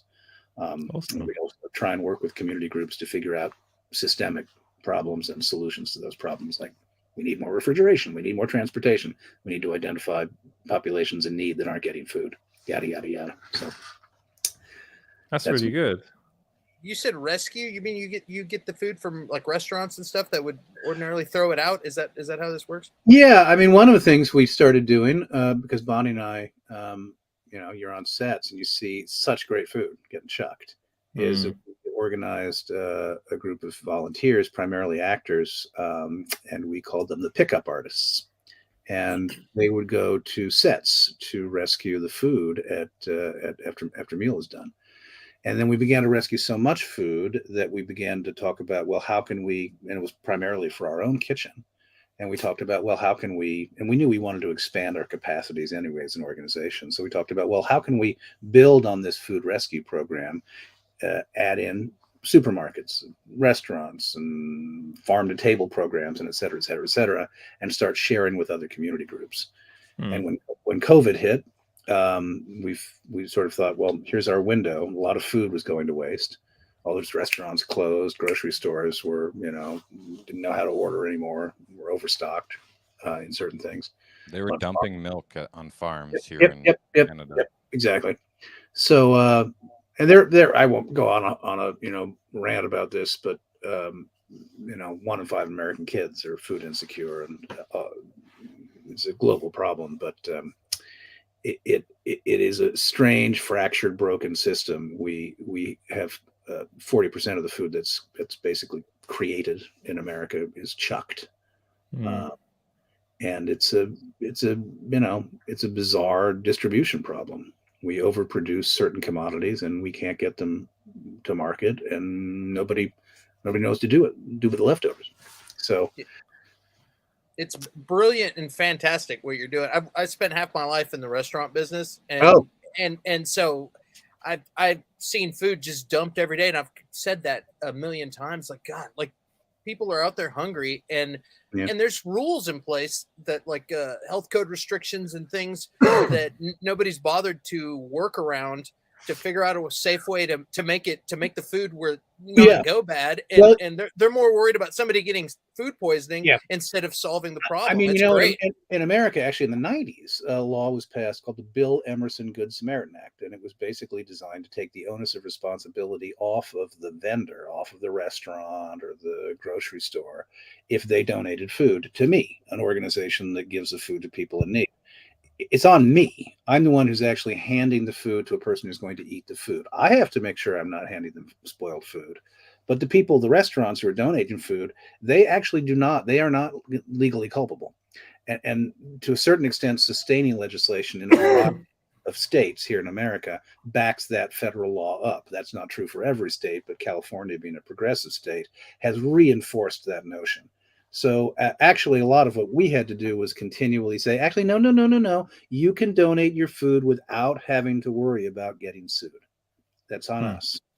As was pointed out, and this is very true, unfortunately, the fear alone can lead a restaurant or a grocery store or a movie studio to feel, boy, if we're giving food, we would still have to insure against the possibility that we get sued because some shyster lawyer could sue us not understanding the law, and we'd still have to fucking deal with it. So there is still some push that you have to make. We recently passed a law here in California, Senate Bill 1353, that basically says that mass food producers like grocery stores have to make sure that 20% more of the food that they are now wasting is not getting wasted, is not going directly to landfills. I don't quite know how that's going to manifest itself on the ground because it's enormously complicated rescuing, collecting, storing, refrigerating, mulching, etc. food. But anyway, it's crazy. In Austin, they've made rules where they have to send food to compost people. And they make compost out of it instead of just sending it to the dump where the trash goes. Yeah.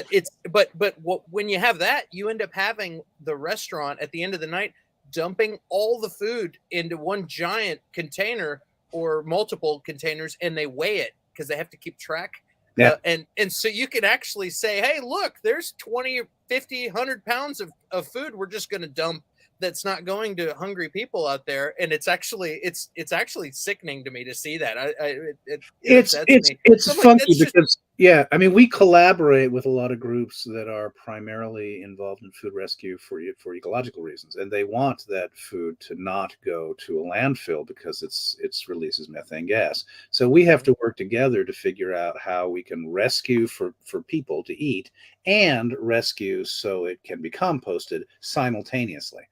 And one of the things we need to do is figure out systems so that when food, say, comes to us or comes to a food bank or comes to a food broker, that it can be sorted quickly so that the detritus, because there's always a percentage of it, fruit that's gone bad, can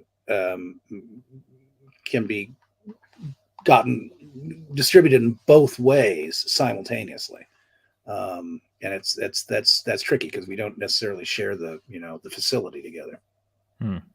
Sounds like the logistics of that would be a nightmare. It's tricky. Yeah, it's tricky.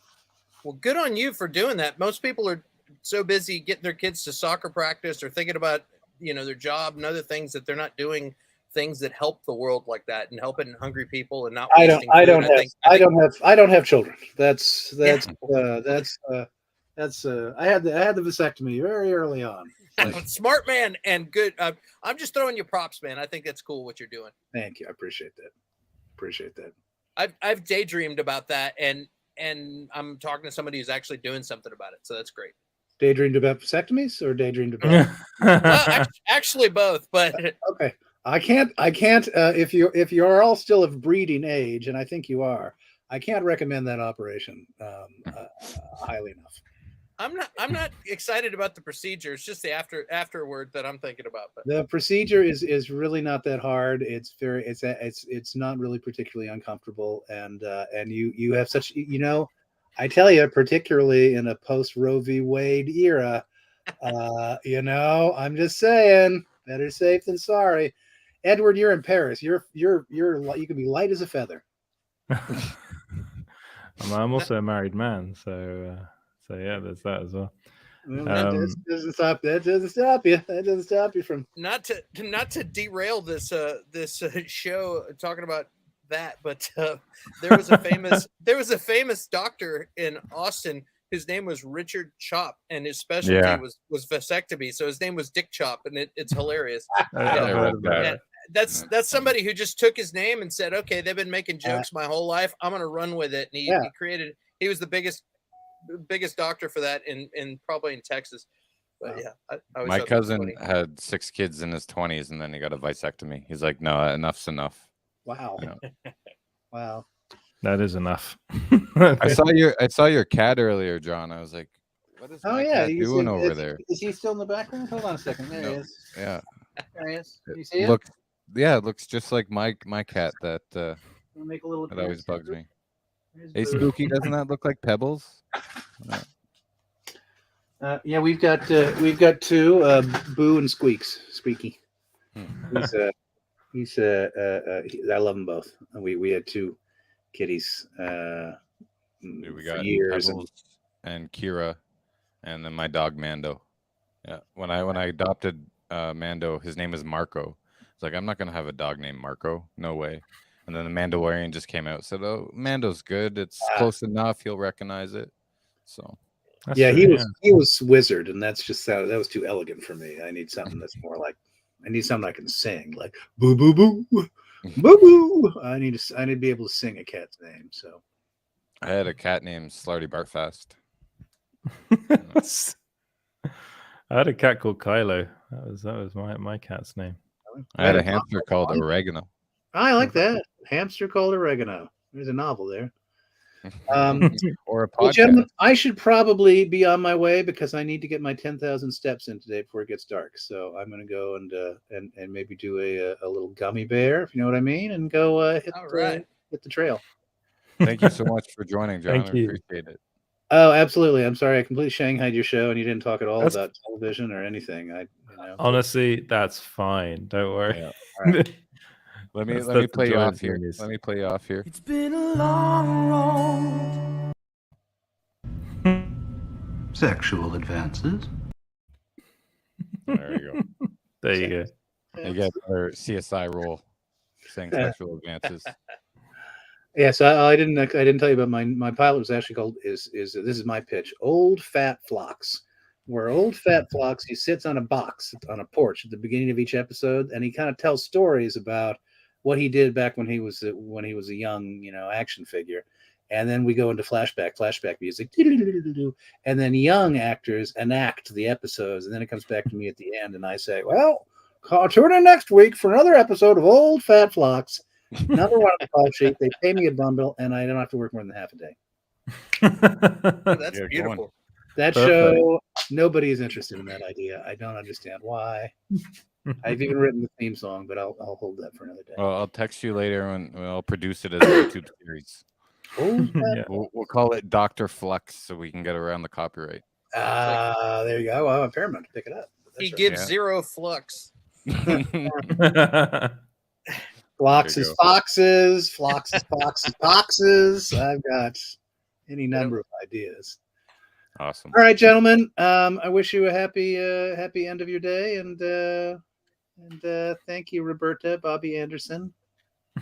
Bobby's in LA. You guys should meet up for coffee. She's one of my dearest friends. Yeah. All right. She'll buy you a beer. All right. Fabulous. I'm so cheap. Yeah. Here's this wonderful issue of Lois Lane. Zero flux given. I like that too. All right. Ciao, Bella. All right. John. Enjoy your hike. Later, John. Thank you. Later, John. Thank you very much. That was wonderful. That was fun. What a cool guy. I feel very guilty not knowing more about Star Trek. As you should. Was there something else? Was there something else? Well, y'all went down a good conversation rabbit hole on books. That was good. It was a rabbit hole. Yeah, I don't get to talk about books that often. And James is you guys. I think you are also a very well read man. James is very well read, especially in the comic book era, like genre. I wish I knew as much about comic books as James does. I'm going to be honest. I'm more of a non-fiction guy myself. Like, I like to be able to put the book down and I don't miss anything. You know what I mean? Like, I love fiction. Yeah. When John said he was going to take a gummy bear, did he mean he was going to take some sort of illicit substance and then go on a walk? Oh, it's legal there. Yeah. It's legal, so yeah. Oh, in it's California, California, it's no. So he's going to be tripping on his walk. Yeah, he's going to go on an adventure hike. That's fun. Yeah. You got an indica or a sativa? Indica is into couch. That means you're going to mellow out. You get a sativa, you want to go hiking. That's what he's doing. Oh man, I've just been told I can't take like mushrooms, which is really annoying because of my medical condition. Really, really annoying. I've never taken mushrooms. Never had the psilocybin experience. It's fun. I can't do it anymore. It's really annoying. No, well, I suppose talking of mushrooms, there's a film that's come out recently that is literally like taking a mushroom trip, and it's called Doctor Strange in the Multiverse of Madness. Have you seen it? I have seen it. I saw who's gonna be in Doctor Strange 2.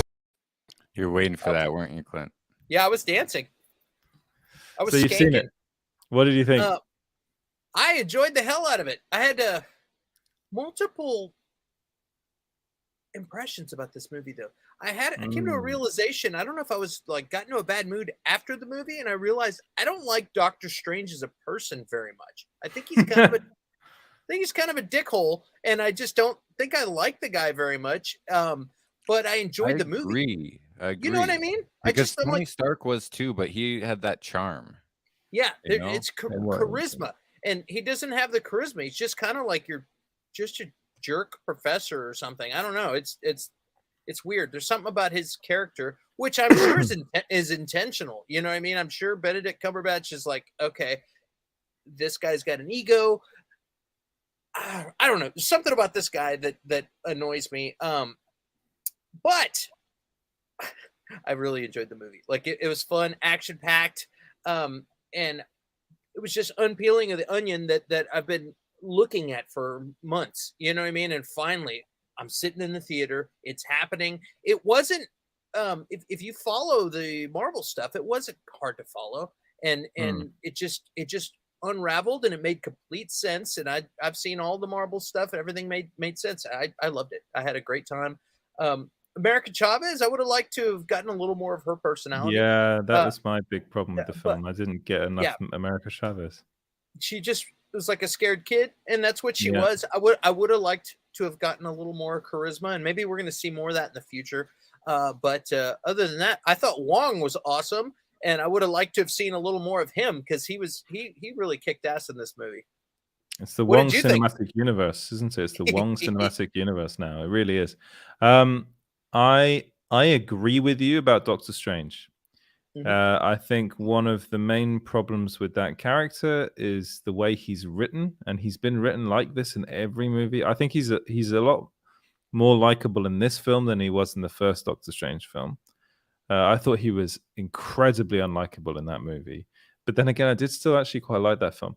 I thought he was even worse in Infinity War, where he tries to do all these quips, and it just something. Yeah, he's kind of like Tony Stark light, just not as fun as Tony Stark. And I actually think the worst kind of version of that we got was in Spider-Man No Way Home. But then again, in that film, it worked because in that movie, he was kind of oddly enough the antagonist in that film. And James and I talked about this before. His hair just looks way too fake. Like his hair is all. I wanted to say this. It reminded me of like a 1950s sci-fi film where he's battling a bunch of giant ants or something. Yeah. Like even some of the dialogue, like at the end where he goes, "So do I, kid. So do I." That was completely like Humphrey Bogart and the Maltese Falcon, but it does look very, very fake and artificial. Easy, clean lighting to get that green screen composite down. But yeah, I didn't want you to steal my hair observation, Edward, because that was my observation, and you agreed. Yeah. I observed. I actually no, you didn't mention it. You no, didn't I did. mention it. No, you didn't. No, not in the not in the review. But no, let me talk. It's my show. Knock it off, you two. This is a live stream. I did think that I do wonder sometimes watching Doctor Strange and Benedict Cumberbatch whether he was really the right person for the role. I mean, I think it's quite telling that the first person that they went to was Joaquin Phoenix for Doctor Strange. He was Benedict Cumberbatch was kind of further down the pecking order for them. Yeah, and Joaquin Phoenix turned them down. I think I wonder whether he. I mean, that would have been really. Wow. What did you say? Wow. Oh no. Wow. That'd be quite fun. Wow. Benedict Cumberbatch's a great actor, so wow. That's who we got now. I heard that the Jupiter's Legacy wig person actually worked on this film. I'm just kidding.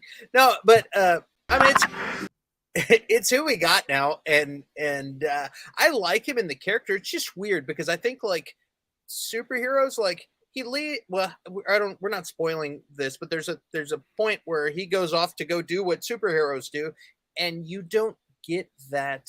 They try to give you a little bit of it, but you don't get that Wonder Woman, I'm the hero, here I am to save the day. They kind of do, but it's like, oh, there's like he's kind of an asshole coming to save the day. There's something about him that's not as likable as I think he should be.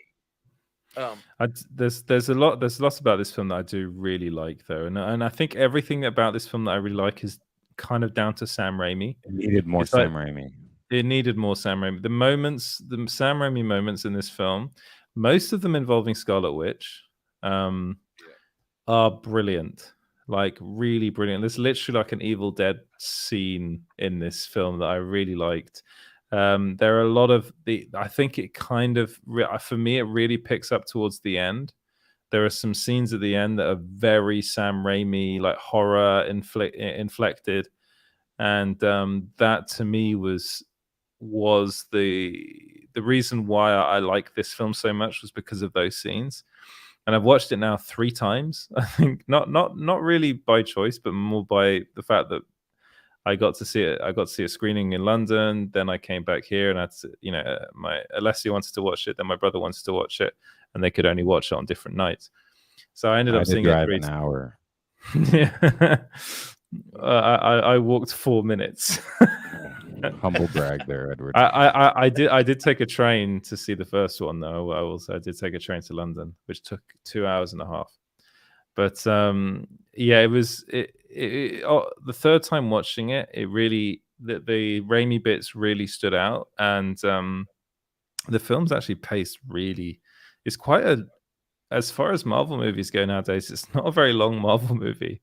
Like it's not the 2 hours and a half of like Spider-Man No Way Home and the 3 hours of Endgame. It's quite tight. It's 2 hours and 6 minutes, I think.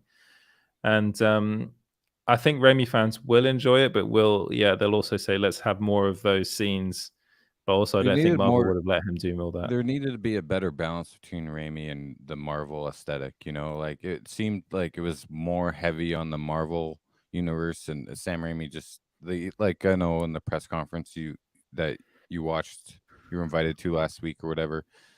He said that he pushed as much as he could, and they let him push very hard, but. I'm not expecting a bunch of blood and guts or like people getting like their heads bashed in. But I will say that I did expect more of his style and his stamped on it, you know. And I think the problem with Benedict Cumberbatch, Doctor Strange, maybe it's the character or the actor, I don't know, is like the first movie I found a bit boring, and like he's better off in an ensemble movies like he was in Infinity War and Endgame, like to bounce And off No Way Home. characters just by himself. It's hard to, you know, they're trying to go for like a house kind of vibe, you know, that show that you were on, Clint, that you get your check, and they're going for that, but even Hugh Laurie was charming too, you know. There's not much of a charm there. So maybe this film was that arc where he brings in the charm because he discovers that, you know, I'm not spoiling anything, but like there's a overall theme about him, and they hinted at it in the What If, and maybe that character arc, now that it's done, he'll become, I don't want to say likable, but it's just, I don't know. It's hard to, I'm not sure if he can carry a solo film. I mean, he carried it and it's making good money. It was a fun film, but as a character compared to everything else that happened in the first 3 phases, you know, Sony did Spider-Man with Marvel, but now this is the Marvel out of the gate, right, Clint? So, yeah, like this was the big one that everyone's waiting for. I'm doing a self plug here. I'm doing a versus later on for this. This is a point I'm not shamelessly self promoting, but where I'm sitting there talking about. I'm talking about Pirates of the Caribbean and Aquaman, and I watched both of those right before and after I watched that movie, and so you're dealing with Johnny Depp as Captain Jack Sparrow, and then you got Jason Momoa, two of the most charismatic male action stars ever, and then I'm watching Benedict Cumberbatch, and I don't feel like he has that same gravitas. Is a perfect way to say it, you know, and it's just a little bit of a charm that superhero, I think, is supposed to have that makes you love them and want to be them. You know what I mean? And that was my complaint with how they dialed back Henry Cavill in the Superman movies. Like they had him show less personality. That's what I was saying the other day, where I think if they would have let him be a little bit more like Wonder Woman is. Wonder Woman, they let her put off that Superman. I feel like he was, man, I don't want to go down a whole rabbit hole with this conversation. But all I'm trying to say is I feel like superheroes are supposed to have a little bit of charm, and I don't think that Doctor Strange has that same charm. I think he's good. I also don't think it kind of something about procedures to attack somebody. I feel like when they do magic, it's like they got to go, okay, it's like working a Rubik's Cube to attack somebody. And I just want to see Captain Marvel just blast somebody, or somebody throw a shield, or see a web go over. And it's something about the procedure of these magic moves kind of gets wow, what can I say? Is that weird? I noticed, I agree with you. Watching him fight, I was like, dude, I just want to see him fight. I don't really want to see him like do this dance move. And I like the Scarlet Witch hand movements. I think they're great. Yeah, she gets it down like, and it's kinetic and it flows well. But no, I agree with you, Clint. I don't know if it's just the magic spells for me. Like when Constantine came into Legends of Tomorrow and it went all like demons and angels and magic and stuff, it just, that stuff, I like that stuff, but in a comic book landscape, I just get lost. I'm just like, okay, what is this? Even in like when I'm reading, like I reread recently Grant Morrison's Justice League from '96, and then Mark Waid took over, and then there was like, he brought in the demons and genies and stuff, and it's like, this is not what I really want to see in a superhero movie, you know. Doctor Strange is the one exception that I liked, bringing in the mystic arts when I saw him in other Marvel movies. But the solo ones, it's just this was more multiverse, so it was cool.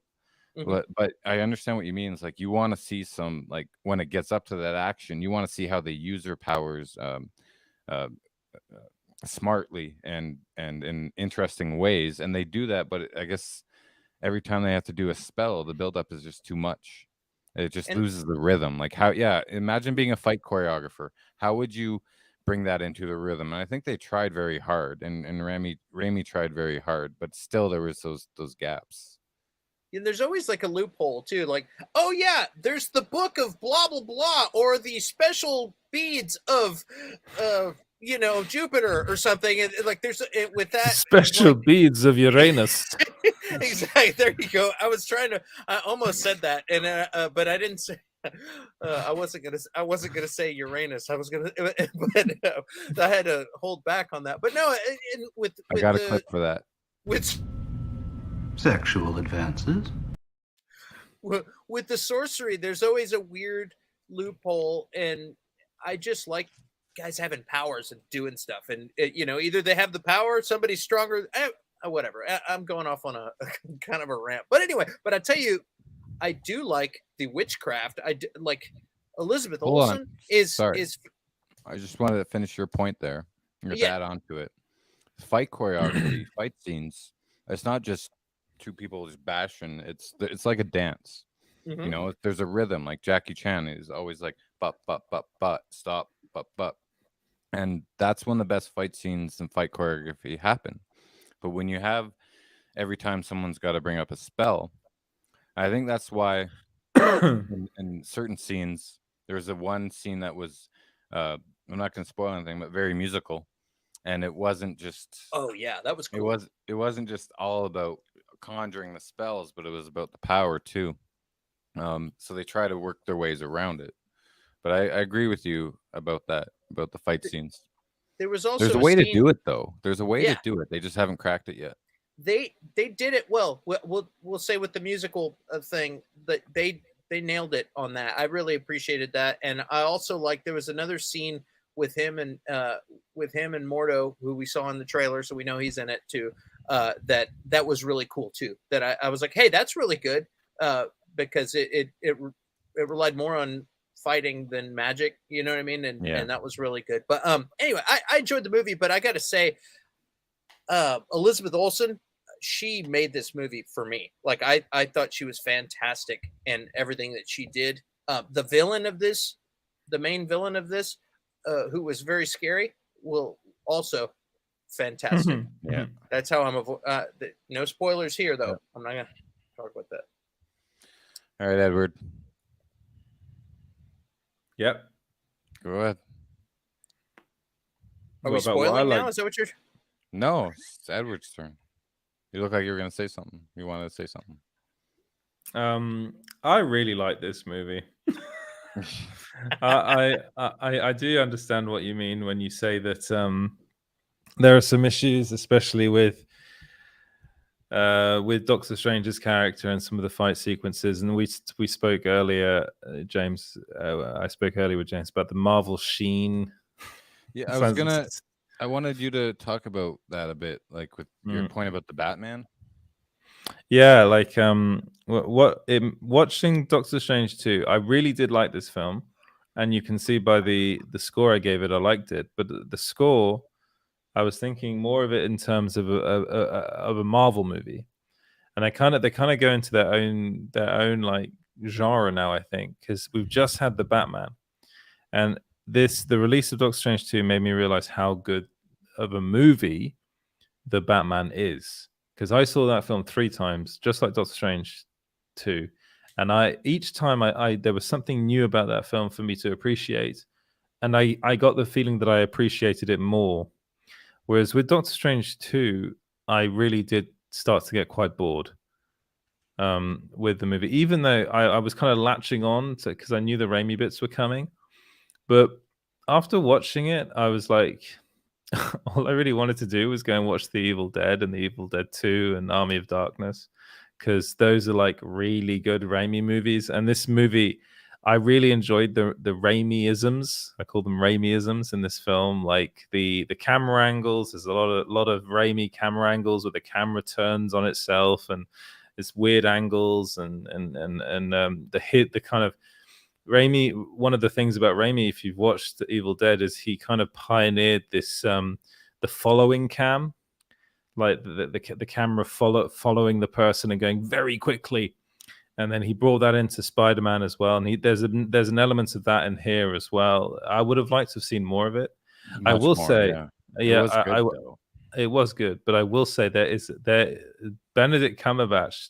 Yes, there's a problem. There's a slight issue with his charisma, which I think is more to do with the character than him, to be honest, in the way they've written him.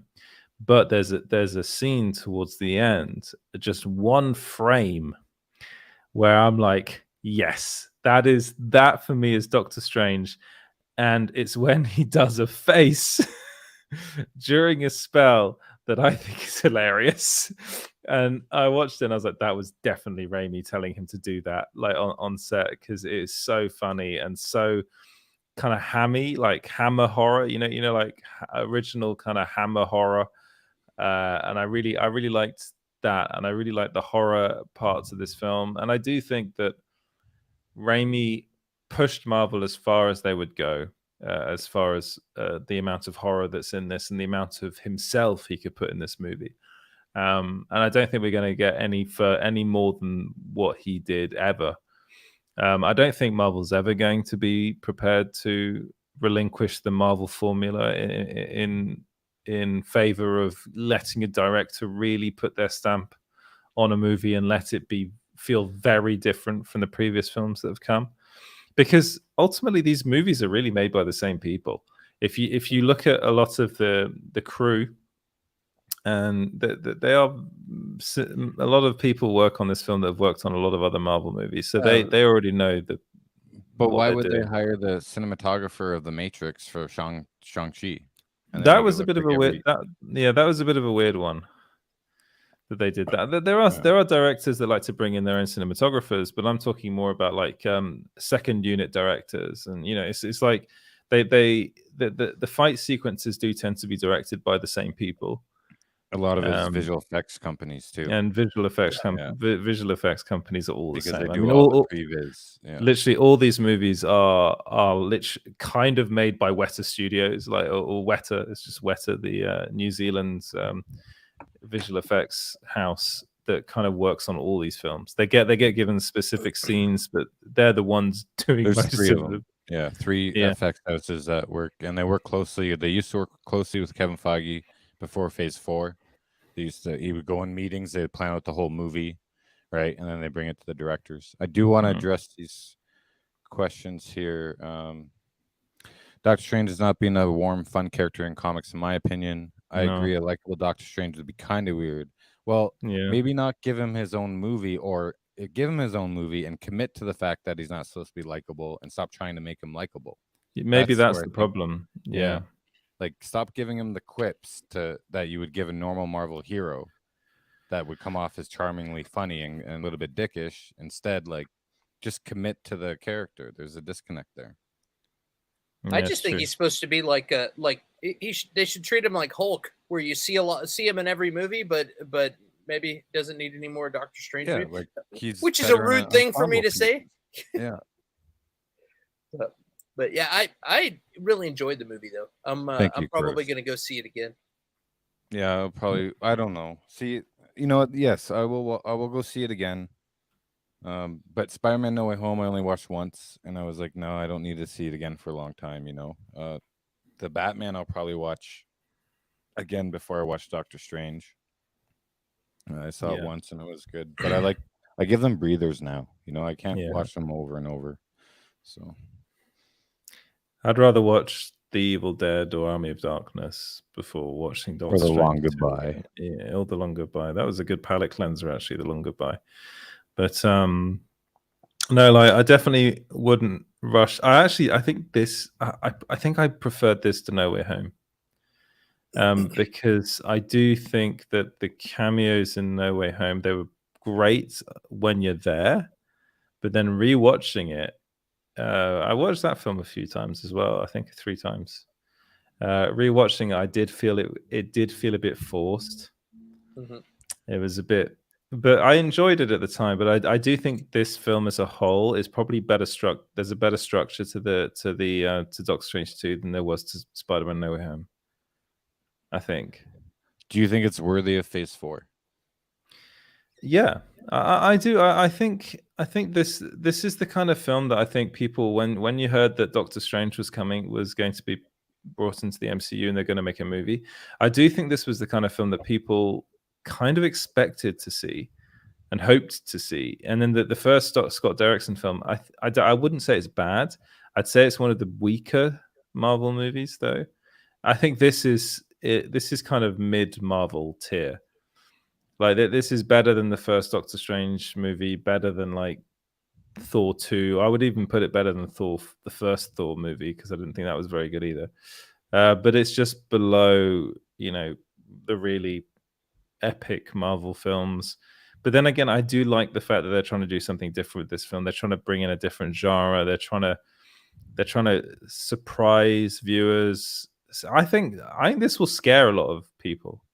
This film, there are some scenes in it that I think will scare a lot of people, which is good. I think that's what we needed. Yeah, I think small kids will find it scary, especially the Scarlet Witch moments. There are some really good Scarlet Witch moments in this. I do think I have heard a lot of WandaVision fans complain Scarlet about Witch was in this. Well, yeah, of course. She's in the poster. In the trailers. Do you think this? Do you think Phase 4 needed to be saved? And if so, do you think this saved Phase 4? I don't think it needed to be saved. I don't understand. No, I don't understand why people. There you go. That's better. I don't understand why people find. Because I honestly think like Loki is part of Phase 4, and I think that was great. Okay, movies in films, like, so you're talking about Shang-Chi. In my opinion, Shang-Chi was a fun ride, but it's forgettable. What, Spider-Man No Way Home? Was, again, I haven't watched it. I've only watched it once, and that says a lot, right? I know what happens. I think maybe it's like the hype build up.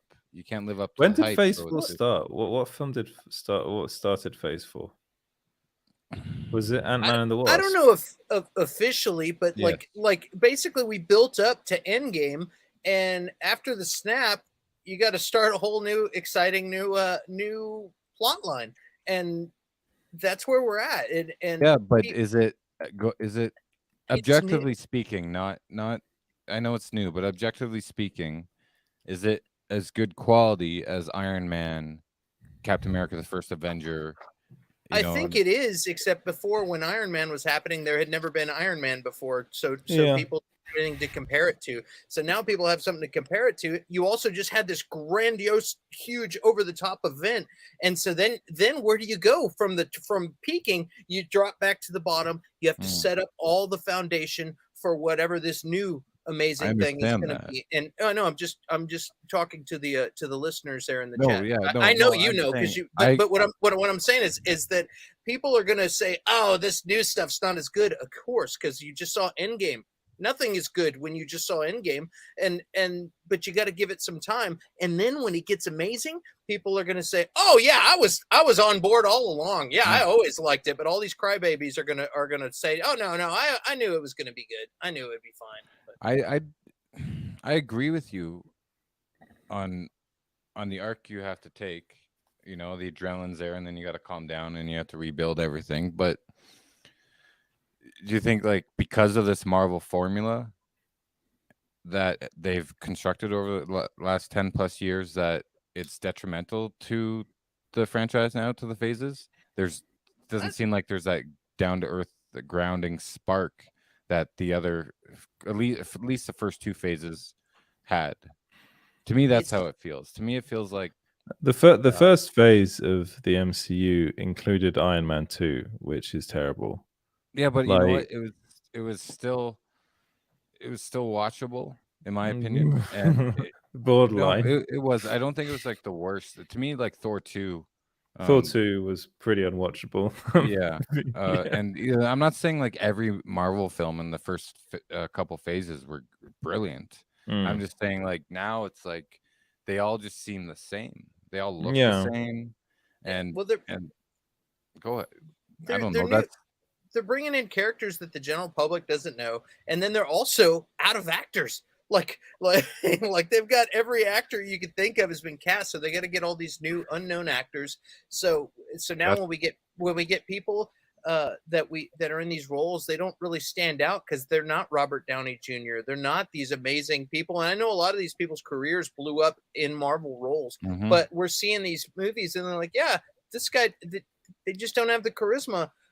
This is an unknown character. It's not exciting, but it's like that's the only where you can go is go down and build back up. Otherwise, you got F10 and you got cars in space. You know what I mean? Like once you build it up as big as you can get, you got to go back down. You can't keep going up or you end up with cars in space. And I don't want cars in space anymore. Yeah, and Marvel already went space, but and now we go multiverse. But no, I agree with that. I just think that the way they're executing these films now is not the same as they did it throughout the first 10 years, and it really shows, and the quality is starting to lack because of it. And Bakertown has a good point. No street level heroes. That's the problem. They're coming. They're coming, but we could use some more.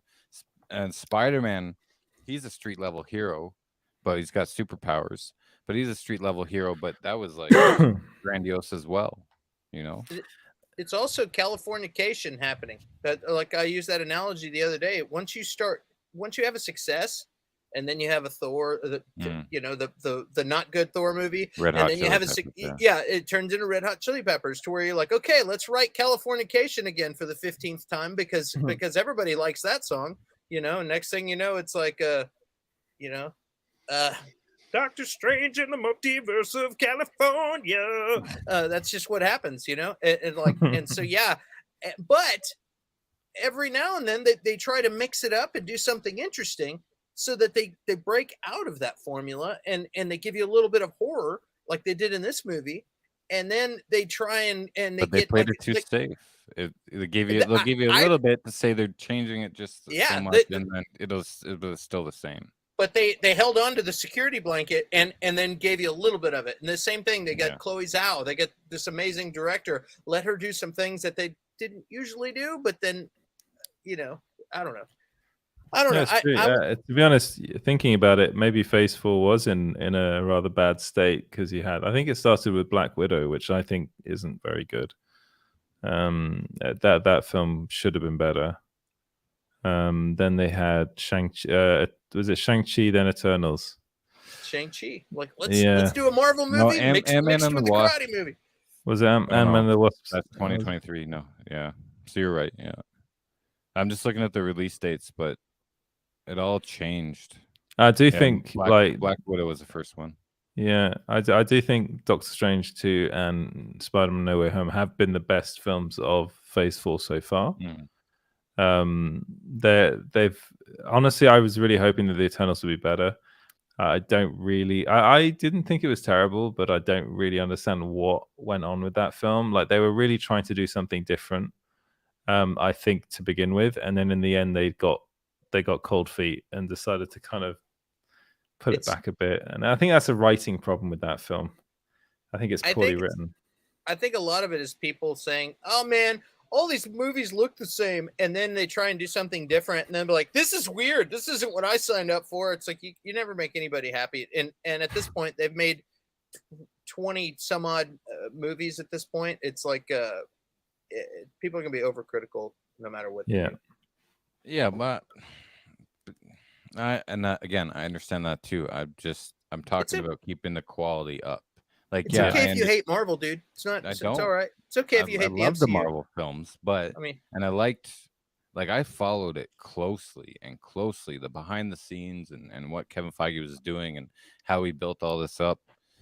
But you got to maintain the same quality. Like, if you're gonna bring the story and all those characters up in the end game, and then you have to bring it down again, that's fine. But you should keep the quality up there and not bring the quality down. And if you're just gonna try and like keep playing it safe a little too much, then it's gonna be noticed by the audiences. That's all. Hey, dude, it's all right if you hate the MCU. I don't judge you. Hey, it's okay if you love I'm just Jupiter's Legacy. And on that I'm just bombshell, messing with you. I'm just messing with you. Yeah, dude. I mean, we were. What? What? Was there something else? Are you tired, Edward? yeah, I think I'm gonna have to go to bed. You messaged me almost an hour ago saying you had to go to bed. Yeah, we were going to talk about Amber Heard, but you know what? Maybe it's best that we don't. Yeah. Let's not. Has she offered to give you a rose petal bath? And I've got a stream that starts in 4 minutes, so. Yeah. Oh crap! So I got to bail. Yeah. I didn't even realize what time it was. Well, thank you very much, guys, for watching. I hope you guys enjoyed our little chat and our long chat with. Thank you, Leroy. Yes. Who else? What was John's character called again in Star Trek? Dr. Flux. Dr. Flux. Zero flux. There you go. It's been a long road. What does that have to do with it? Brilliant.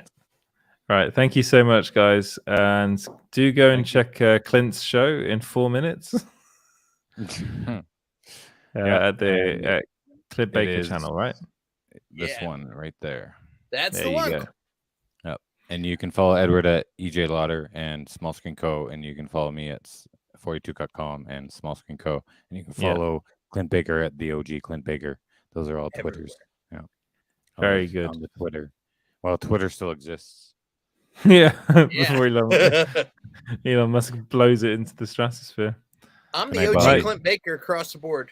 Yeah, and keep an eye on the socials. We'll let you guys know what's happening with the podcast and everything, and when Clint's going on and everything, and we appreciate it. Send us name ideas as well on Twitter. If you got any cool name ideas, send them our way. Message me or Edward, and we're all good. Yeah.